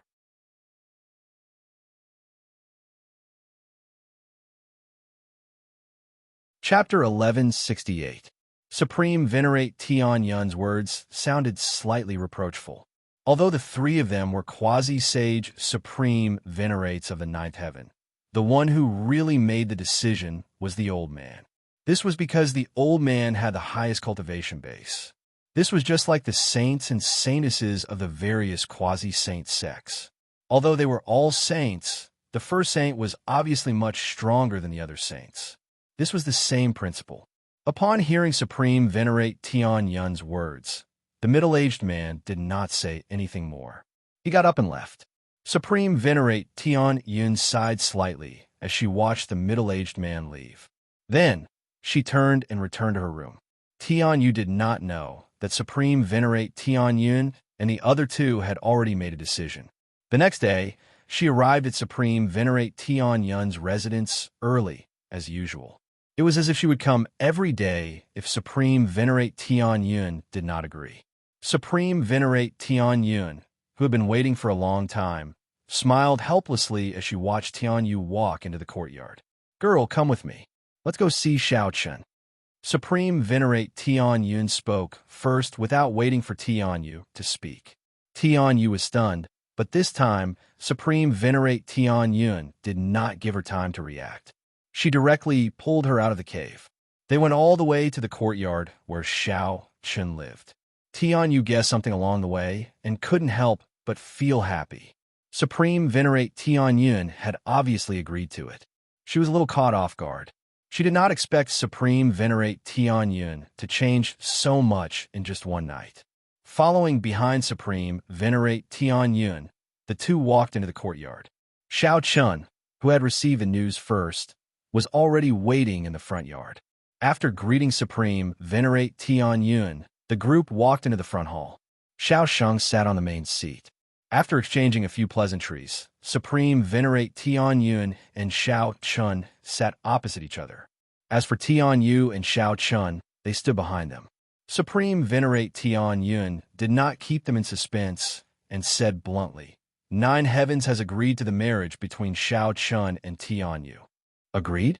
Although she had already guessed this, Tian Yu couldn't help but feel excited when she heard Supreme Sovereign Tian Yun's words. Not only her, but even Xiao Chen breathed a sigh of relief. This was really full of twists and turns. They didn't expect Nine Heavens to agree. This made things much simpler. However, before Xiao Chen and Tian Yu could rejoice for long, Supreme Sovereign Tian Yun continued, Don't be happy too early. Although Nine Heavens has agreed to the marriage between the two of you, you still have to deal with the troubles that will occur during this period of time. You know Tian Yu's status in the heaven race. If the news of her marrying a human spreads, I think you will have a lot of trouble. As for these matters, 9 heavens will not interfere. You have to deal with them yourself. Supreme Venerate Tian Yun looked at Xiao Chen when she said this. Xiao Chen nodded nonchalantly and said, "Don't worry. It's fine. I'll deal with it myself. However, Supreme Sovereign, since there are many people looking for trouble with me, I will definitely have to fight back. I wonder if 9 heavens will hold me responsible if I injure the disciples of 9 heavens?" In Xiao Chen's opinion, as long as 9 heavens agreed, everything would be fine. As for the other matters, they were much easier to deal with. Of course, there were some things that had to be said first. Since there would definitely be people looking for trouble with him, would 9 heavens blame him if Xiao Chen beat them up? In fact, Xiao Chen's word were just to give Supreme Sovereign Tian Yun a heads up. A conflict would definitely erupt, and there would definitely be people getting injured. At that time, if 9 heavens disciples were injured, Xiao Chen wouldn't be blamed. Hearing Xiao Chen's words, Supreme Sovereign Tian Yun snickered. "You sly fox, are you trying to use peaceful means before resorting to force?" She naturally understood the meaning behind Xiao Chen's words. According to Xiao Chen, since he had already said what he wanted to say, if something happened, 9 heavens couldn't hold him responsible. Supreme Sovereign Tian Yun was both helpless and gratified by Xiao Chen's little scheme. It was indeed good that Xiao Chen could have such a meticulous mind.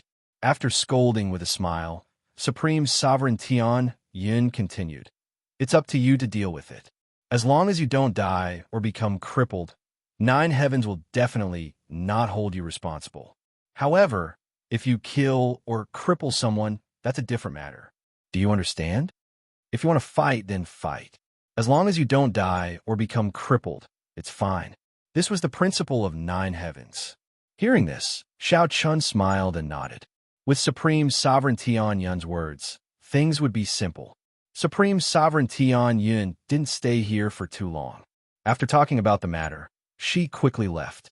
After being tortured by Tian Yu and Xiao Chen for so many days, Supreme Sovereign Tian Yun also wanted to have good rest. Moreover, when Supreme Sovereign Tian Yun left, she actually invited Xiao Sheng to leave with her. She wanted Xiao Sheng to meet the other 2 quasi-saint great sovereigns of 9 heavens. But Xiao Chen knew very well that this was just an excuse.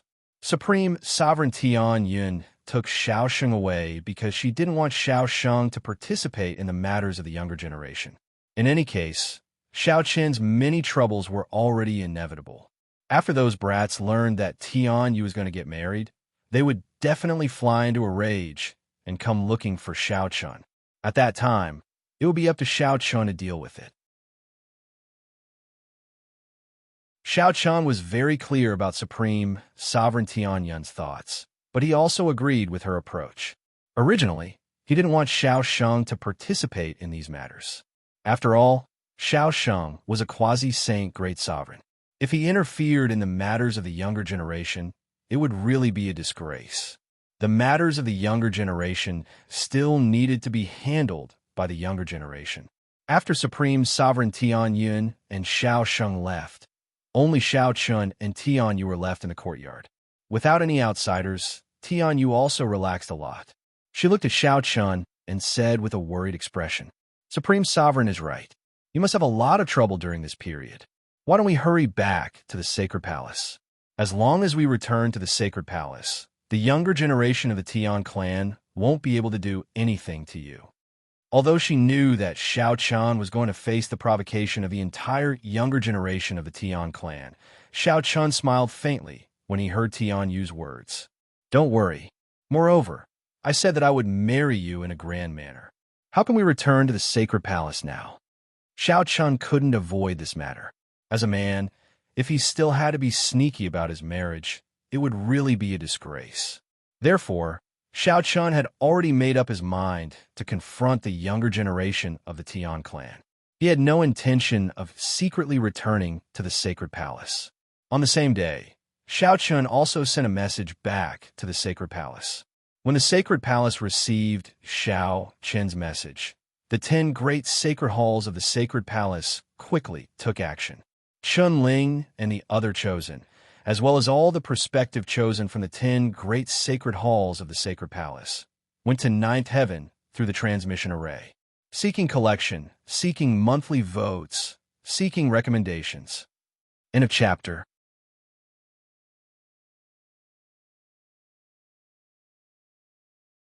Chapter 1169. Outside the sacred palace's inter-boundary transportation array, Chun Ling, Long Qing, Chun Yu, and the other sacred palace chosen, as well as the 100 prospective chosen from the 10 great sacred halls. It could be said that the true top figures of the sacred palace's younger generation had gathered. The reason they were gathered here was naturally because of Xiao Qin's message. The Saint Sovereign in charge of guarding the inter-boundary transportation array smiled bitterly when he saw that all the young elites of the sacred palace had set off. You brats, I wonder what kind of trouble Nine Heavens will cause. Of course, he knew where they were heading to. Otherwise, this Saint Venerate wouldn't have activated the transrealm teleportation array. Chinyu laughed shamelessly. How are we going to cause trouble? Now that the sacred palace's first chosen is preparing for his wedding, we naturally have to go and support him.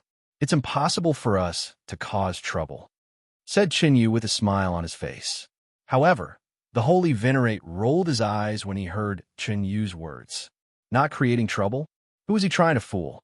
All right, this old man won't care about you guys. But you guys better be careful when you go to Nine Heavens. Don't forget that the Sacred Palace and Nine Heavens are still allies. Don't worry, we know our limits. Brothers, let's go and help our senior brother, Xiao Chun, get married. Chinyu laughed and waved his hand, sending everyone into the transportation array.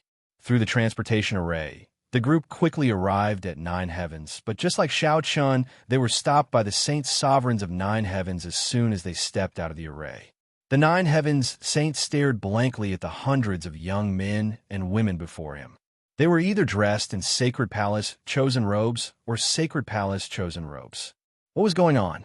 Why were all the Sacred Palaces chosen and prospective chosen all here? Although he was puzzled, the Saint Sovereign had already received orders from Supreme Sovereign Tianyun to not stop anyone from the Sacred Palace. The people of the Sacred Palace did not need to stop them, so even though he found it strange, the Saint of Ninth Heaven did not make things difficult for them. Instead, he personally ordered someone to bring them to the small courtyard where Xiao Chun lived. According to the message sent back yesterday, everyone had arrived today. In the hall of the courtyard, Xiao Chun, Chun Ling, Long Qing, Chun Yu, and the other chosens, as well as the prospective chosens, sat together in a circle. Tian Yu, who was at the side, grumbled to Xiao Chun with a helpless expression on her face. What are you doing? Calling all the chosen and prospective chosen of the Sacred Palace to Nine Heavens? Do you want to start a war with Nine Heavens? Xiao Chun had said he had a way to deal with the upcoming provocation from the younger generation of the Sky Race. But Tian Yu did not expect Xiao Chun's plan to be like this.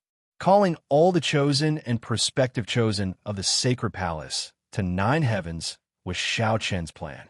In response to Tian Yu's dissatisfied complaint, Xiao Chun smiled indifferently.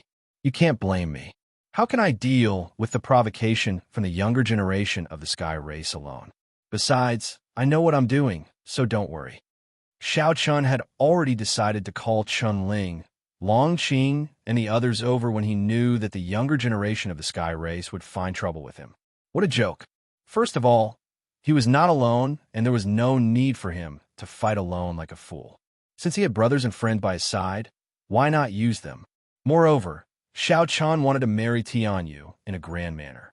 It was obviously unrealistic for him to do so alone. Therefore, it was necessary for Chun Ling, Long Qing, and the others to come. Tian Yu curled her lips in displeasure when she heard Xiao Chun's words. However, she did not say anything else. After all, everyone present was an outstanding talent of the younger generation of the Sacred Palace, and Tian Yu had to give Xiao Chun some face. Tian Yu fell silent. Xiao Chun turned to the crowd and said, Senior brothers and junior brothers, Xiao Chun will have to rely on all of you for this matter. Senior brother must be joking. We will definitely marry sister-in-law in a grand manner. Everyone laughed heartily when they heard Xiao Chun's words. Xiao Chun summoned everyone from the Sacred Palace to Nine Heavens. At the same time, the news of Xiao Chun and Tian Yu's marriage quickly spread throughout nine heavens. As expected, the disciples of nine heavens instantly exploded when they heard the news. Their number one holy maiden, the goddess in the hearts of all the divine race's younger generation, was actually going to marry a human. There was no doubt that everyone objected.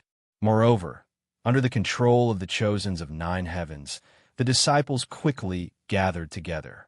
They were determined to teach Xiao Chun a lesson and ruin the marriage.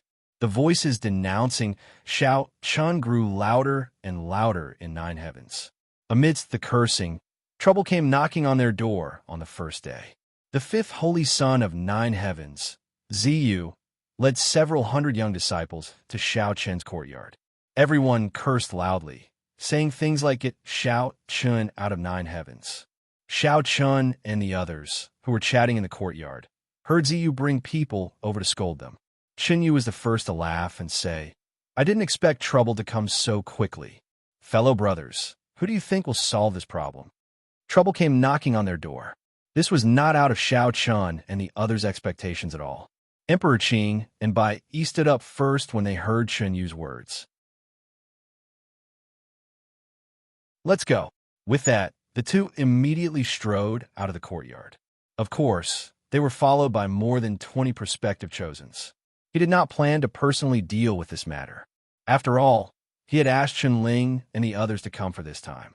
Moreover, Ziyu was more than enough to deal with Emperor Qing and Bai Yi. Compared to Xiao Chen's calmness, Tian Yu was a little worried. "Why don't I go out and take a look?" She was afraid that something would happen. However, Xiao Chen smiled indifferently when he heard Tian Yu's words. "Don't worry, Emperor Qing and Bai Yi know what to do. Moreover, how can you appear in this matter? When the time comes, will you stand on the side of my sacred palace or nine heavens?" It was clearly not suitable for Tian Yu to appear in this matter. After all, Tian Yu was the number one holy maiden of nine heavens. If she appeared, who should she help? Third brother is right. Sister-in-law, just wait for the good news. We will deal with these matters ourselves. Shenling also spoke up after Xiao Chun finished speaking. While they were talking, Emperor Qing, Bai Yi, had already led his people to confront Ziyu outside the courtyard. Although there were few people on the Sacred Palace's side, every one of them was definitely an outstanding talent among the younger generation, so their aura was not weak at all. Emperor Qing looked directly at Ziyu and spoke first. "Cut the crap. If you're not convinced, then let's fight. Senior brother, Xiao Chun, is getting married. What are you repulsive people shouting for? Please collect, please vote, please recommend." End of chapter.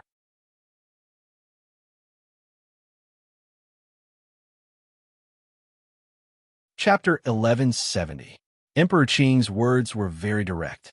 Hearing this, Ziyu's heart was already filled with anger, and she could not help but shout angrily, "You're courting death." As she spoke, Ziyu took the lead to attack Emperor Qing. Emperor Qing did not dodge and directly met Ziyu's attack. Outside the courtyard, the two immediately engaged in a great battle.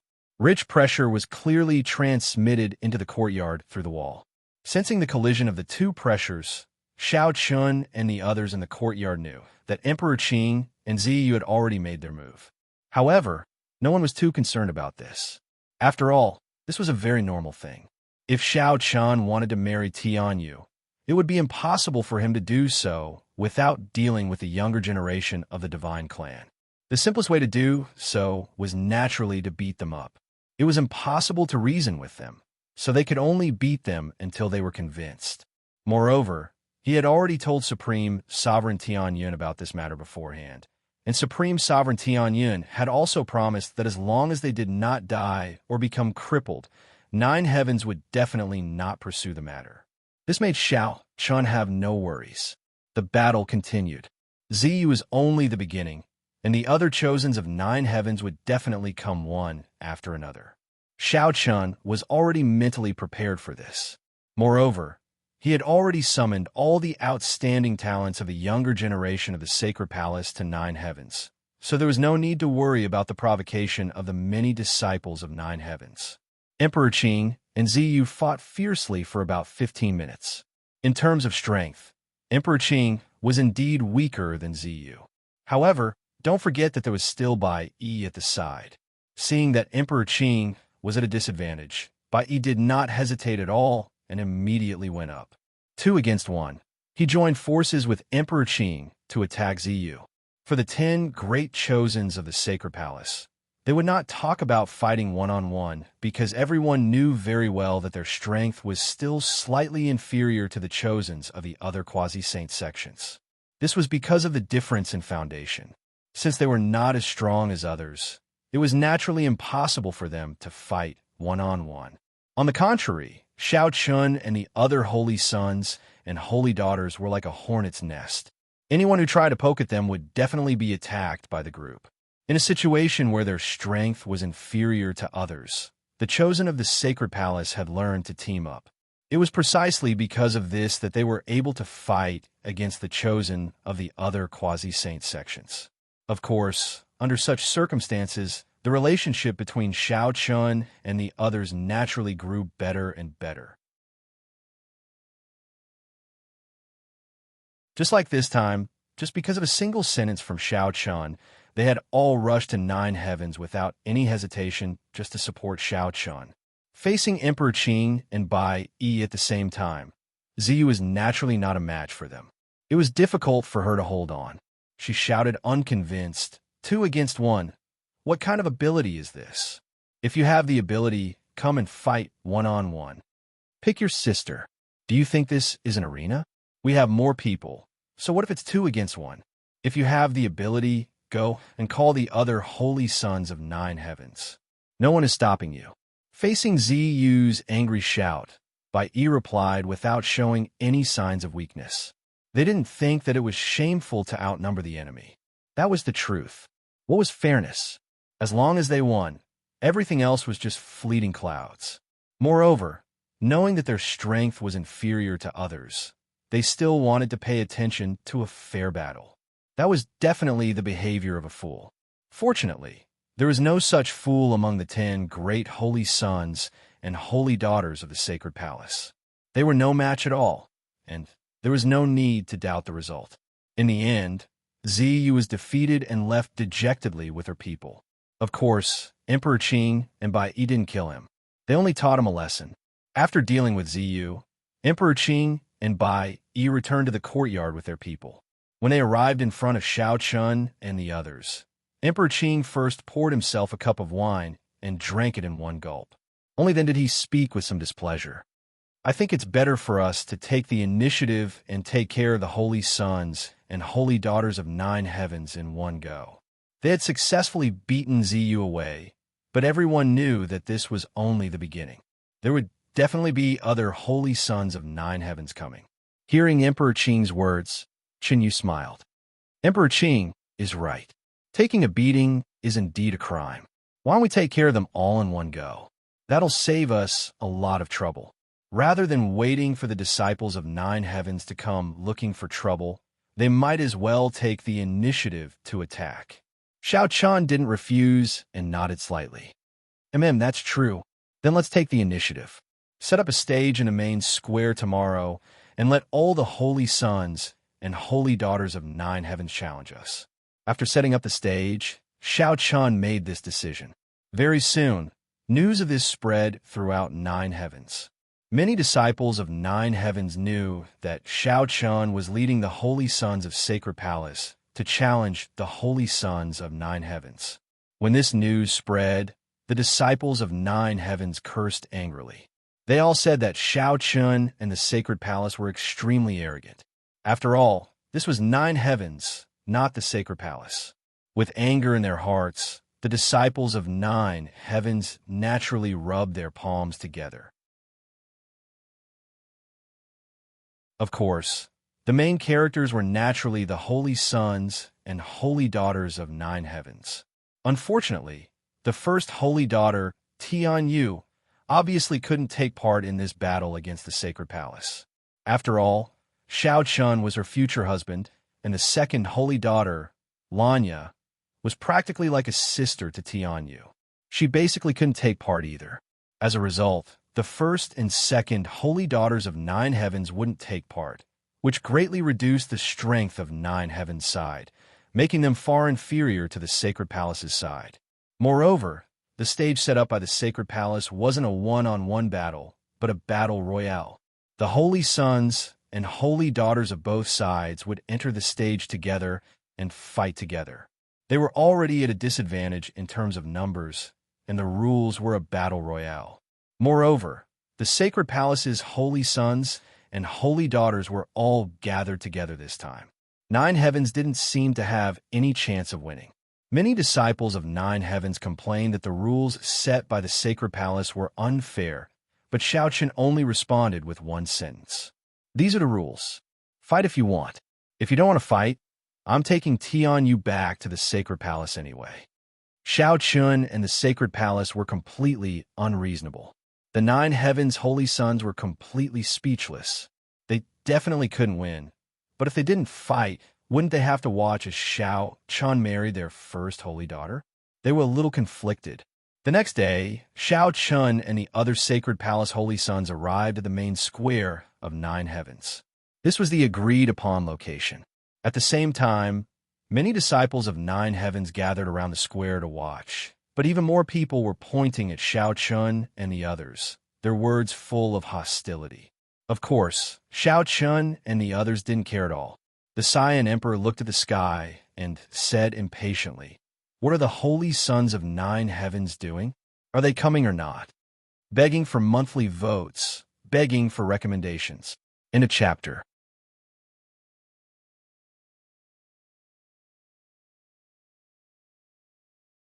Chapter 1171. The Azure Emperor grumbled angrily when the chosen of the nine heavens still hadn't arrived. As soon as he finished speaking, 6 young men wearing the robes of the chosen of the nine heavens finally appeared. These 6 people were all wearing the robes of the holy son of the nine heavens, and Ziyu, who had been beaten up yesterday, was also among them. However, the leader of these 6 people was not Ziyu, but another young man. Nine heavens originally had 8 holy sons and holy daughters, but because Tianyu and Lanya couldn't participate, nine heavens only had 6 people this time. The leader of the 6 was naturally the third holy son, Fu Feng. His name was Fu Feng, and he was ranked 3rd among the 8 chosen. Fu Feng took the initiative to step forward and look directly at Xiaochen. "Xiaochen, you're one of the first chosen in the North Star boundary. Do you dare to fight one-on-one? Let's have a fair fight." Sure enough, Fu Feng wanted a fair fight right from the start. Clearly, they also knew that nine heavens was no match for the sacred palace.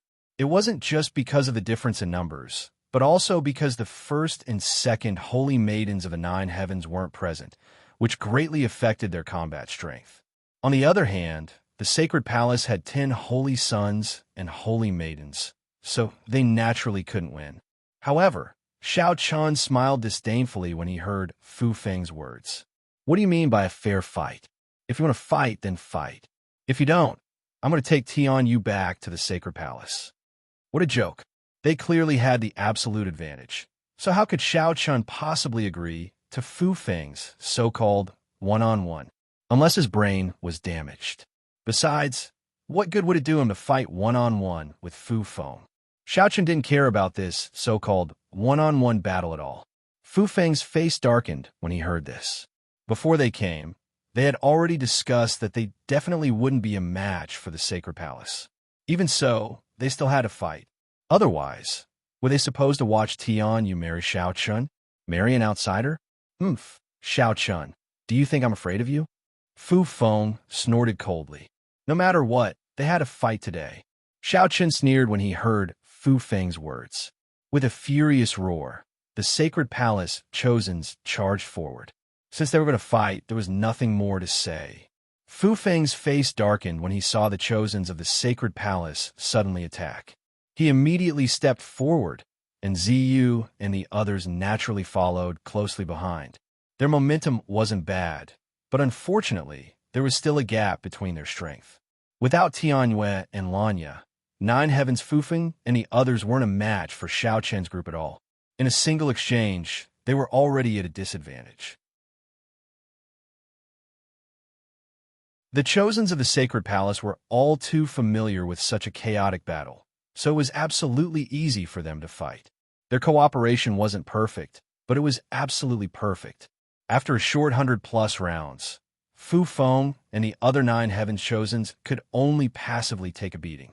Of course, Xiao Chun and the others didn't kill them. They were merely teaching them a lesson. In less than 15 minutes, Fu Feng and the others were beaten black and blue. Their injuries weren't serious, but they looked extremely miserable. On the other hand, Xiao Chun and the others were still alive and kicking. Apart from Jiang Yu and Hu Fei, who suffered some light injuries, the others were completely fine. Xiao Chun stood condescendingly in front of Fu Feng and chuckled softly. There shouldn't be any problems now that I want to marry Tianyue, right?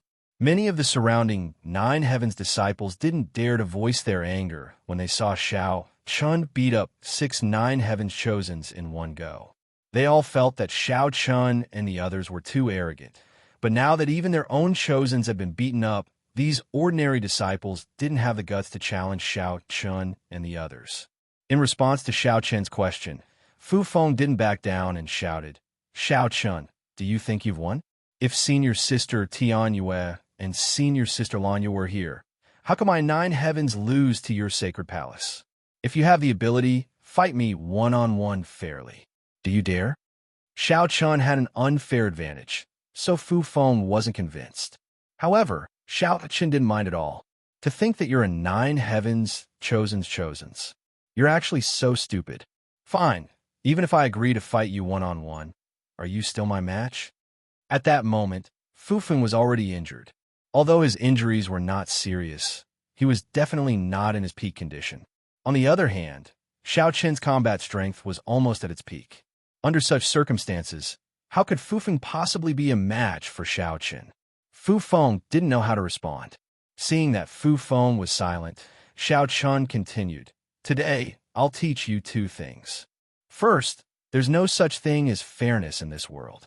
Fairness is nothing but a stupid lie that the weak use to deceive themselves. Today, we have the advantage.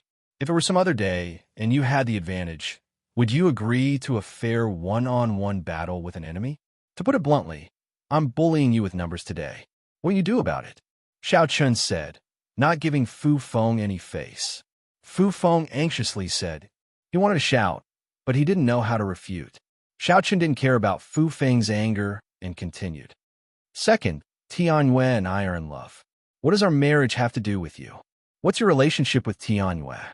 You're only acting like this because you think the Celestials are so noble. But I'd like to ask, is the Celestials really that noble? If they're that noble, why don't I see the Celestials dominating the North Star realm? Why are they so content with being in a corner? Finally, let me give you and all the Celestials a piece of advice. A race can be arrogant, but they can't be arrogant. Once they're arrogant to the point that they consider everything beneath them, they won't be far from extinction. Take the Celestials, for example. Compared to the past, are they strong or weak? The martial path is about learning.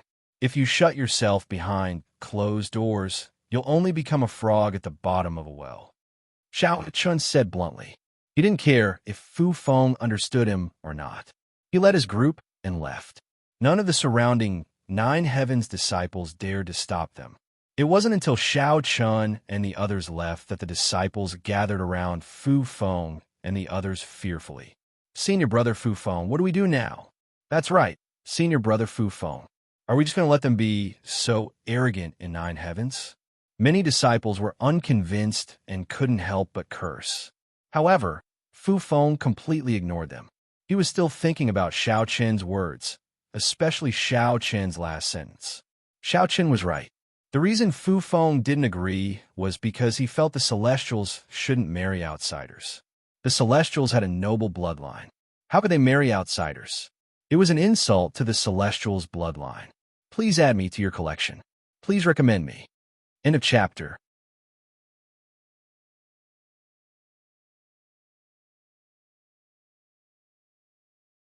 Chapter 1172. Fu Feng kept thinking about Xiao Chun's words, especially the last part. Was the celestial race stronger or weaker now? Was it right or wrong to value the bloodline of a race and look down on other races? Had the celestial race become frogs at the bottom of a well? Fufeng couldn't come up with an answer for the time being. In the end, he ignored the crowd and left silently.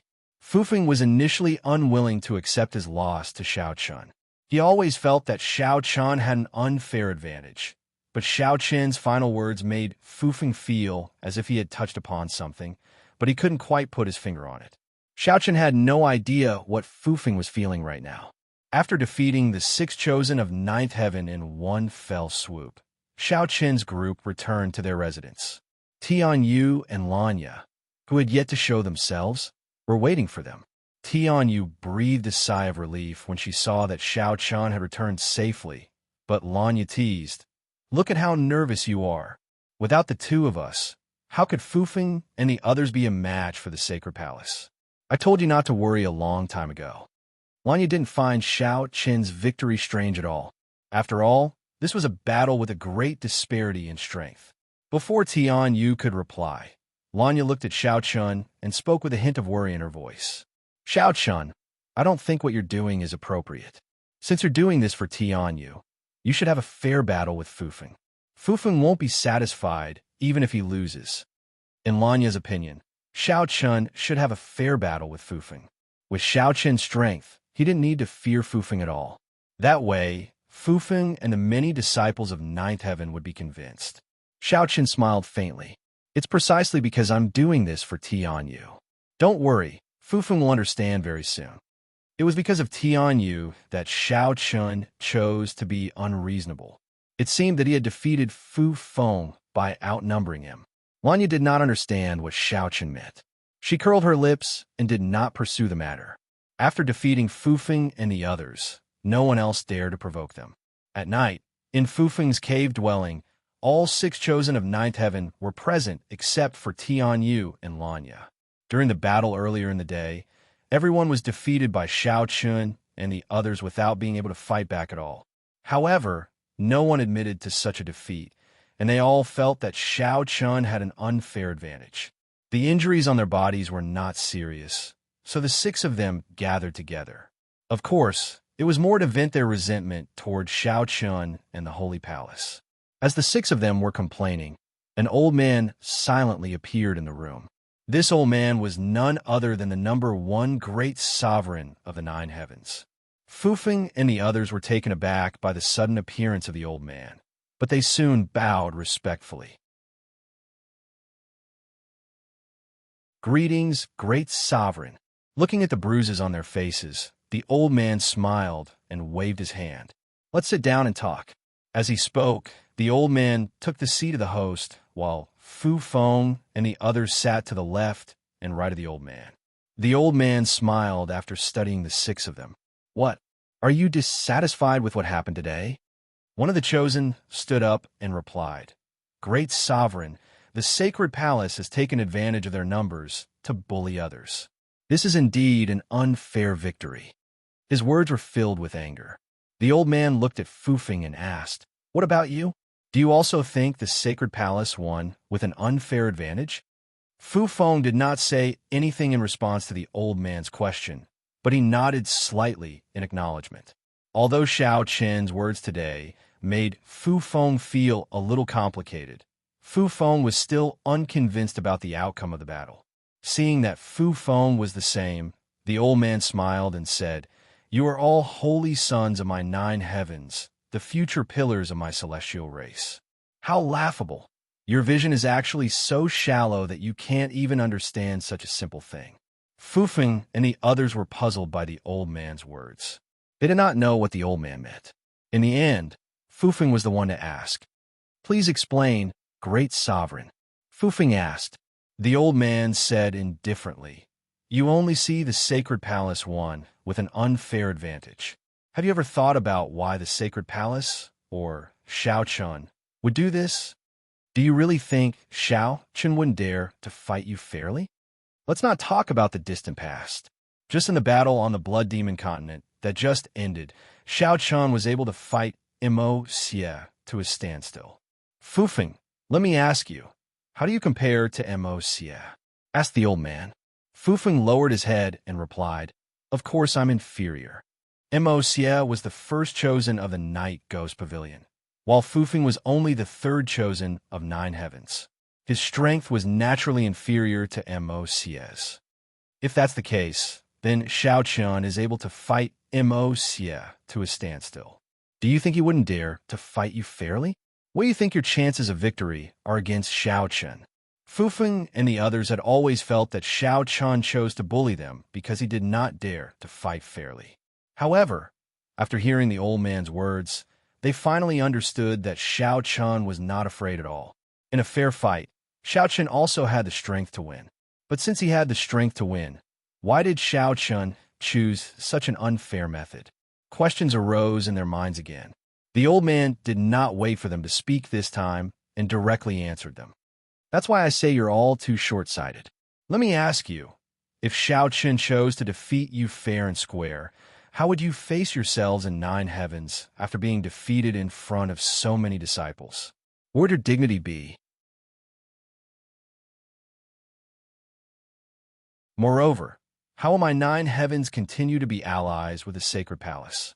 Fu Feng and the others weren't idiots, and they immediately understood the old man's intentions. The reason why Xiao Qian had chosen such a seemingly unfair way to win was because he was concerned about their reputation. As chosens of 9 heavens, if they were all defeated by the sacred palace chosens fair and square, it would be a terrifying blow to the morale of the 9 heavens disciples.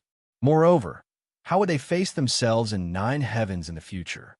Following the old man's words, Fu Feng and the others understood. Ziyu had a complicated expression as she softly muttered, "So, Xiao Qian's actions are all for the sake of our face?" They never imagined that Xiao Qian's unfair method was actually for their dignity and the morale of the 9 heavens disciples. The old man said indifferently when he saw the complicated expressions on the 6 faces.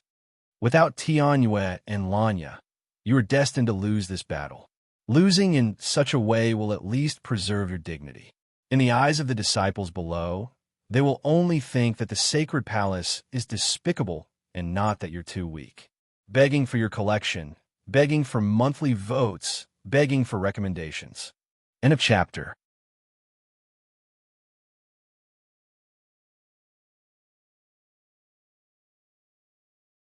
Chapter 1173. They had never imagined that things would turn out like this. Fu Feng, Ziyu, and the other chosen from the 9 heavens were all stunned on the spot, not knowing what to say. The old man's expression didn't change as he looked at the 6 of them. As chosen from the 9 heavens, as the top group of disciples of the celestial race's younger generation, what is your current behavior? It's arrogance, conceit, and condescension. It's also because of your arrogance that you've become more and more short-sighted. You've always felt that everyone is inferior to you, that you were born to be stronger than others. But little do you know that you're not stronger than others.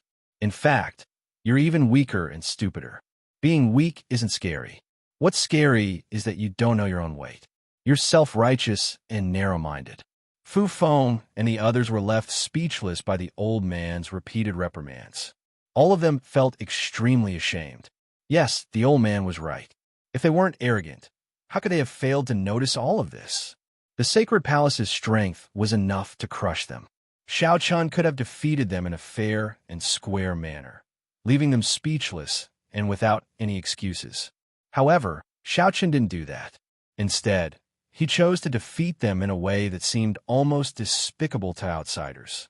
It was laughable that they still thought Xiao Qian was a despicable person. The old man paused for a moment and continued after looking at Fu Feng's group of 6. "And your personalities are precisely the epitome of everyone in the celestial race. Ever since the era of the Heavenly Emperor, the celestial race has experienced prosperity, but now it's gradually declining. Do you really think the celestial race can still cover the sky with one hand in the North Star world?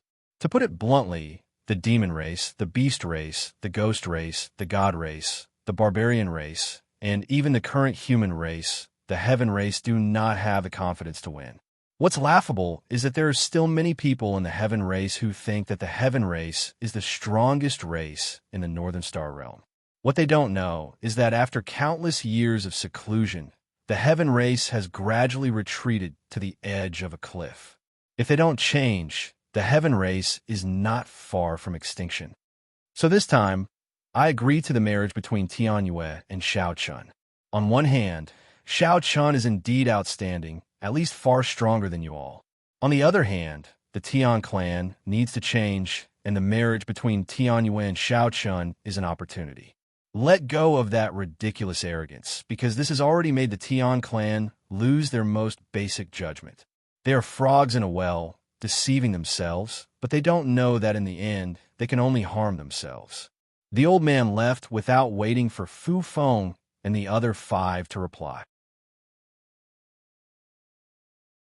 His body disappeared, but his voice appeared out of nowhere. That's all I have to say. Think about it carefully. Do you want to continue being stuck in a rut? Or do you want to change? Hearing the old man's last sentence, Fu Feng and the others were silent for a while. In the end, the 6 of them recovered and looked at the other 5. Fu Feng gritted his teeth and said, "Great Sovereign is right. We are indeed frogs in a well." That one sentence was enough to express Fu Feng's attitude. Although Ziyu and the others did not reply, they all nodded slightly to express their current state of mind. After a night of silence, Xiaochen woke up early the next morning to cultivate as usual. However, while he was cultivating, a candidate of the Holy Palace quickly walked up to him and respectfully said, "Brother Yi, you've been cultivating for quite some time. Senior brother, Fu Feng from a night ghost pavilion has come to visit. He says he wants to see you." "Fu Feng is here?" Xiao Chan smiled faintly, as if he was not surprised at all. He sheathed his sword and stood there. Xiao Chen smiled. "Bring him to the front hall. I'll be there in a moment." He was in no hurry and had someone bring Fu Feng to the front hall to wait. Xiao Chun then washed up before walking to the front hall at a steady pace. Xiao Chen saw Fu Feng in the front hall. Fu Feng was no longer as domineering as he had been the day before. He gave off a different vibe today. In other words, he was calmer, as if he had matured a lot in just one day. Fu Feng stood up and cupped his hands together when he saw Xiao Chun walk over. "Senior brother Xiao Chun." There was nothing wrong with taking the initiative to call Xiao Chun's senior brother. After all, Nine Heavens was currently in an alliance with the Sacred Palace, and as the first chosen of the Sacred Palace, Xiao Chun naturally deserved to be called senior brother. In response to Fu Feng's greeting, Xiao Chun smiled warmly and said, "Sit." Xiao Chun walked to the main seat. After taking a seat, he looked at Fu Feng and asked, "What brings you here today?" "I won't hide it from senior brother. I'm here today to apologize and ask for senior brother's forgiveness. Yesterday, I didn't know of senior brother's painstaking efforts and offended senior brother. I hope senior brother can be magnanimous and forgive junior brother's rudeness." Fu Feng took the initiative to admit his mistake. Seeing this, Xiao Chen's smile grew even wider. After yesterday's incident, Xiao Chun had long expected the great sovereigns of Nine Heavens to take action. This was an excellent opportunity, the best opportunity to change the celestial race. If he wanted to change the celestial race, the best entry point was naturally Fu Feng and the other chosen. After all, they could completely represent the younger generation of the celestial race. Clearly, Fu Feng had already thought it through. Xiao Chen nodded and smiled. There's no need to take such a small matter to heart. It seems junior brother has also thought it through. That's good. If there's a chance in the future, junior brother can come to the Sacred Palace for a walk. I believe junior brother will benefit a lot. Previously, Nine Heavens and the celestial race were basically in a state of isolation from the outside world. Among the younger generation, apart from Tian Yu who liked to travel around to gain experience, the other chosen of Nine Heavens, including Lanya, rarely left Nine Heavens. It was even more impossible for them to have too much contact with the chosen of the other quasi-sage sections. But now, if Nine Heavens and the celestial race wanted to change, the first thing they had to do was to go out. Only by going out would the disciples of Nine Heavens and the celestial race be able to see more things. Xiao Chun took the initiative to invite Fu Feng to the Sacred Palace to gain experience. Hearing this, Fu Feng's face lit up with joy. At the same time, he felt even more respect for Xiao Chen in his heart. Xiao Chen didn't take it to heart at all because they had offended him. In Fu Feng's opinion, such breadth of mind was what convinced him the most. Xiao Chen was strong and not overbearing. On the contrary, Xiao Chen was very easy to get along with. Although he had only met Xiao Chen once, after talking with Xiao Chen today, Fu Feng instinctively felt that being with Xiao Chen gave him a very comfortable feeling. It was a very natural feeling that made people unconsciously want to get closer to him. With a touch of respect in his heart, Fu Feng bowed to Xiao Chen even more respectfully. "Thank you, senior brother. Junior brother would like to follow senior sister Tianyu and senior brother to the sacred palace this time, and then travel around the North Star boundary. Begging for collection, begging for monthly votes, begging for recommendations." End of chapter.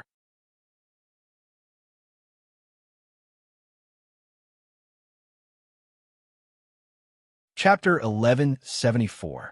Since Fu Feng had taken the initiative to visit and admit his mistakes, Xiao Chen naturally wouldn't harp on the past. Moreover, Xiao Chen had indeed put in a lot of effort to marry Tianyu. He couldn't embarrass the sacred palace, but he couldn't offend Nine Heavens too much either. Fortunately, the final result was good. Fu Feng had taken the initiative to visit, which explained everything. Without the entanglement of the Chosens, there was even less need to worry about the others. After chatting with Fu Feng for a while, Fu Feng took the initiative to leave. At the same time, Xiao Chen sent a message to Xiao Sheng. Now that things were more or less settled, it was time to return to the sacred palace. Over the past few days, Xiao Sheng had been staying in Supreme Sovereign Tianyun's cave dwelling. When Xiao Chen sent the message, Supreme Sovereign Tianyun also found Xiao Sheng. Xiao Sheng took the initiative to ask with a smile when he saw Supreme Sovereign Tianyun. "What? Is everything settled?" "Yes, Xiao Chen has done a good job." Supreme Sovereign Tianyun did not conceal anything and nodded with a smile. Xiao Chen had convinced Fu Feng and the other Chosens. As a result, Xiao Chen and Tianyu's marriage naturally wouldn't face too much resistance. In addition, with the support of Supreme Sovereign Tianyun and the others, there wouldn't be any problems. Xiao Sheng smiled when he heard Supreme Sovereign Tianyun's words. The next day, Xiao Chen brought Tianyu and the rest of the sacred palace back to the sacred palace. Of course, Fu Feng and the other Chosens of Nine Heavens also accompanied them. After this incident, Fu Feng and the others had clearly changed. They had restrained their former arrogance and were willing to interact more with other races. Perhaps because it was their first time going to the sacred palace, Fu Feng and the others were clearly excited. After arriving at the sacred palace, Xiao Chen settled everyone down and then brought Tianyu back to the dustless sacred hall. Now that Ninth Heaven had agreed, the next step was to hold the wedding. Xiao Chen had put a lot of effort into this wedding. Of course, everyone in the sacred palace was the same. After all, Xiao Chen was the first chosen of the sacred palace. The date was quickly set. Half a month later, the sacred palace also invited many of the human forces in the North Star boundary. Basically, all the saint sects and clans of the human clan had received invitations to Xiao Chen's wedding. The disappearance of Xiao Chen's wedding quickly spread throughout the North Star realm. The number one holy son of the sacred palace was getting married, and he was marrying 4 people at once. Among them was the number one holy maiden of the celestial race, Tianyu. When such news spread, it could be said that the North Star realm was greatly shaken. There was nothing he could do about it. Firstly, Xiao Chen's status was there. Moreover, Tianyu was the number one holy maiden of the celestial race. Their marriage would naturally attract the attention of countless people. The first holy sons of the Supreme Divine Sect and Liwang Sect, by Shi and Tong Huang, had complicated expressions when they heard the news. Bai Shi and Xiao Chen weren't familiar with each other. The two of them had never met before, but Tong Huang had interacted with Xiao Chen before. When he heard that Xiao Chen was about to marry Tianyu, Tong Huang couldn't help but sigh. This guy even has the ability to take down the little witch of the celestial race. This is really surprising. Bai Shi and Tong Huang were just sighing. However, in the night ghost pavilion, Mo Xie was incomparably furious when he heard the news. Damn it, Xiao Chun, it's Xiao Chun again. He's marrying Tianyue. Are the celestial race people stupid? Mo Xie was infuriated by Xiao Chen's wedding. Of course, this had nothing to do with Tianyue. Mo Xie was only so angry because of Xiao Chun.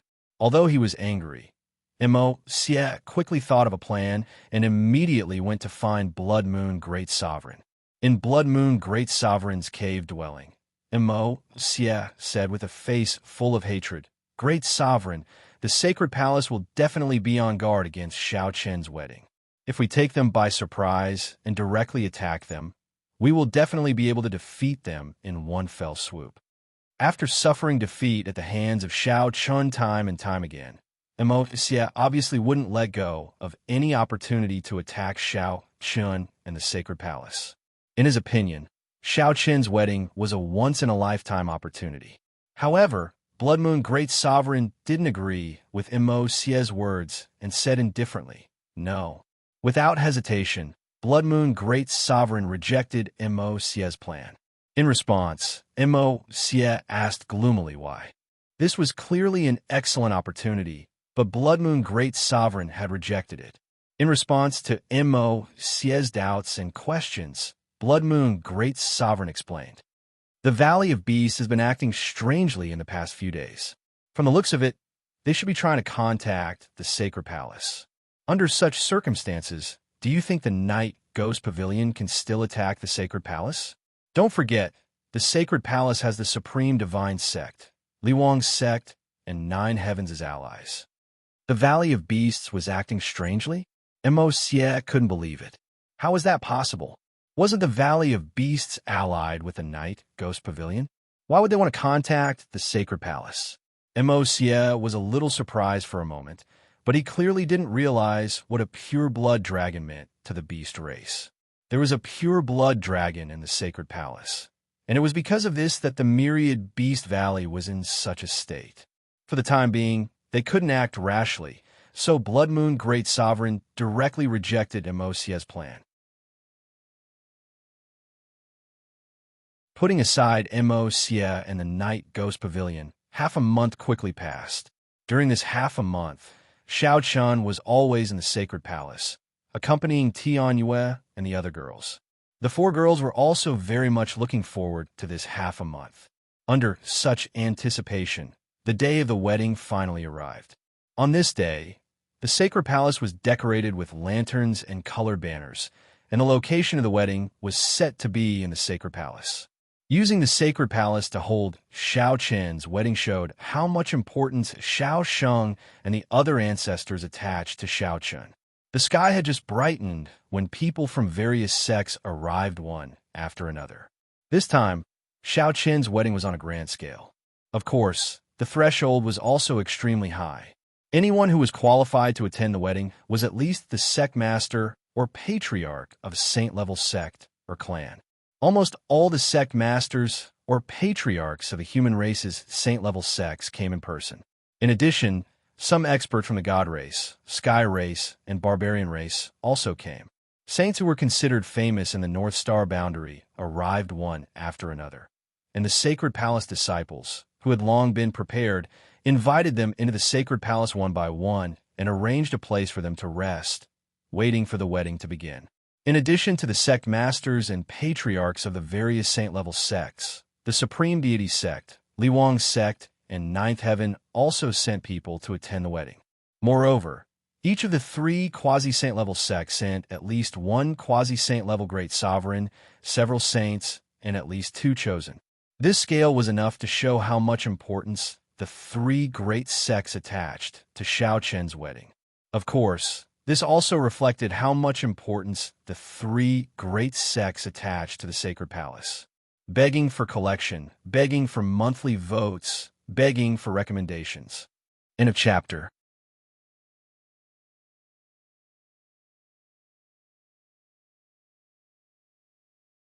Chapter 1175. Xiao Chen's wedding had fully demonstrated the Sacred Palace's rallying power in the North Star boundary. Of course, This rallying power was mostly due to the previous battle with the Night Ghost Pavilion. If it weren't for the fact that the Sacred Palace had won that battle, the Sacred Palace wouldn't have had such a rallying power. Guests from ordinary saint sects were naturally received by the Sacred Palace's saint sovereigns, but guests from the three quasi-saint sects, Ninth Heaven, Supreme Deity Sect, and Li Wang Sect, would definitely be received by Xiao Sheng and the others. After all, the three great sects had sent a quasi-saint supreme sovereign over. In Xiao Sheng's cave dwelling, a stream slowly flowed in a beautiful courtyard. Xiao Sheng's group of four, as well as the quasi-saint supreme sovereigns from the three great sects, sat together in a pavilion, drinking tea and chatting. The quasi-saint great venerates sent by the three quasi-saint sects were all familiar with the Sacred Palace. Supreme Venerate Tianyun had come from the Nine Heavens, Supreme Venerate Adon had come from the Supreme Venerate Sect, and Supreme Venerate Domineering Peak had come from the Power King Sect. Like Supreme Sovereign Tianyun, Supreme Sovereign Yadun, and Supreme Sovereign Domineering Peak were also very familiar with the Sacred Palace. Therefore, when the various Supreme Sovereigns met, they chatted like old friends. First, Supreme Sovereign Domineering Peak said a few words of congratulations, but he quickly changed the topic to the Night Ghost Pavilion. The Sacred Palace's victory over the Night Ghost Pavilion has really boosted their morale. I think we can uproot the Night Ghost Pavilion in one fell swoop, Supreme Sovereign Domineering Peak said loudly as he looked at the crowd. He felt that it was time to act. Hearing this, Supreme Venerate Tianyun said indifferently, "A centipede dies, but never falls down. The Night Ghost Pavilion has stood tall on the North Star boundary for so many years. It won't be easy to destroy it in one fell swoop. Don't forget that the Night Ghost Pavilion still has an old man alive. It would be very difficult for Supreme Sovereign Domineering Peak to destroy the Night Ghost Pavilion in one fell swoop." So everyone nodded slightly. Supreme Sovereign Tianyun paused for a moment before she continued. "However, even if we can't destroy them, we can still deal a heavy blow to the Night Ghost Pavilion and force them to hand over some of their resources. Consider this a form of interest. It was difficult to destroy them, but it was possible to severely injure them." Hearing this, everyone agreed. Of course, this was a topic for the future. Today was Xiao Qin's wedding day. Even if they wanted to take action, they had to wait until after Xiao Qin's wedding. While the great sovereigns were discussing what to do next, Qin Shi, Baiwa Fairy, Guling Yao, and Tian Yue were in Xiao Qin's cave residence in Wuchen's sacred temple. With the help of Fei Mei and Qin Yao, the four women had already started dressing up. They were all wearing long red dresses. At this time, Fei Mei and the other women were combing the hair of Qin Shi and the others. Today was their wedding, so the four women were naturally extremely excited. However, in their excitement, there was also a faint trace of nervousness. Of course, it wasn't just them. Bai Riyue was also very busy. Xiao Qing, on the other hand, was very relaxed, but there was a faint smile on his face. Although Xiao Chan wasn't married for the first time, the previous marriage with Qin Shi was more of a formality. After all, at that time, Xiao Chun didn't have the status he had today. In addition, Xiao Chun was marrying four women at once today. In this way, Xiao Qing would have four daughters-in-law. Thinking of this, Xiao Qing felt very gratified. Xiao Chun wasn't with the four women. At this time, he had already arrived outside the sacred temple. Today, he was worthy of being the main character. So, Xiao Chun naturally couldn't leave. As time passed, gradually, the guests arrived at the sacred temple. For a time, the sacred temple could be said to be full of distinguished guests. The sect masters and patriarchs of the saint sects sat in a circle in the sacred temple, chatting with each other. Xiao Chun, who was wearing a red robe, shuttled back and forth. Of course, he must have drunk a lot of wine. When the banquet began, Xiao Sheng and the other quasi-sage great sovereigns also appeared. With the appearance of the various great sovereigns, the place quieted down. But soon, Xiao Sheng waved his hand and smiled. "Ha! Everyone, there's no need to be polite today. There's no need to worry about anything. Today, Let's drink to our heart's content. Xiao Sheng was very easygoing, and the other great sovereigns also had a faint smile on their faces. Seeing this, everyone relaxed a little and began to drink again. He couldn't remember how much wine he had drunk, but with his cultivation, Xiao Chun didn't feel drunk. After the toasts were done, Xiao Chun took a rare break. At this time, Chun Ling and Long Qing came in front of Xiao Chun and looked at Xiao Chun. Chun Ling said with a smile, "How is it? The feeling of getting married isn't bad, right? You can give it a try if you're interested. Anyway, there are many women who like you." Hearing Chun Ling's teasing, Xiao Chun replied with a smile. With that, Xiao Chun came to Xiao Qing and Bai Ruyue's side. As Xiao Chen's parents, Xiao Qing and Bai Ruyue naturally had to be present today.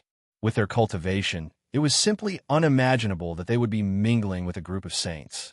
However, these saints were incomparably polite to Xiao Qing and Bai Ruyue. Of course, this was all thanks to Xiao Chun.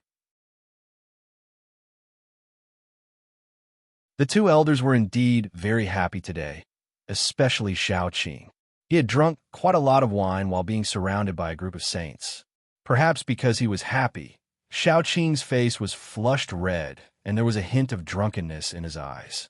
Seeing this, Xiao Chun smiled helplessly and didn't pay much attention to him. The banquet continued. Just as the atmosphere gradually became more lively, a sacred palace, Saint Sovereign, suddenly came to Xiao Sheng and said, "Patriarch, a quasi-saint supreme sovereign from the Valley of Beasts has come to congratulate Xiao Chun on his wedding." What do you think? Someone from the Valley of Beasts had come. Moreover, it was a quasi-saint supreme venerate. Although this sacred venerate's voice was soft, Supreme Venerate Tian Yun and the others sitting beside Xiao Sheng heard clearly. Their expressions changed slightly. The Valley of Beasts was now in an alliance with the Night Ghost Pavilion and could be said to be a hostile force of the sacred palace. But now, the Valley of Beasts had sent someone, and a quasi-saint supreme sovereign at that. Xiao Sheng did not show the slightest surprise when he heard the sacred venerate's words, as if he had expected it. He waved his hand and motioned for the sacred venerate to leave. He then turned his head and smiled at Supreme Sovereign Tian Yun and the others. "The Supreme Sovereign from the Valley of Beasts has come. I'll go welcome him. Everyone, please excuse me." "Of course, but I wonder who it is this time." Supreme Sovereign Aten was the first to laugh. At the same time, he secretly wondered why the Valley of Beasts had sent someone here. Xiao Sheng pondered, but by then, he and Bing Lian had already left the sacred hall, rushing towards the sacred region's entrance. Begging for your collection, begging for monthly votes, begging for recommendations. In a chapter that you're tuning in to the Warrior Lore YouTube channel. Don't forget to subscribe and join us on this journey to catch the most captivating stories.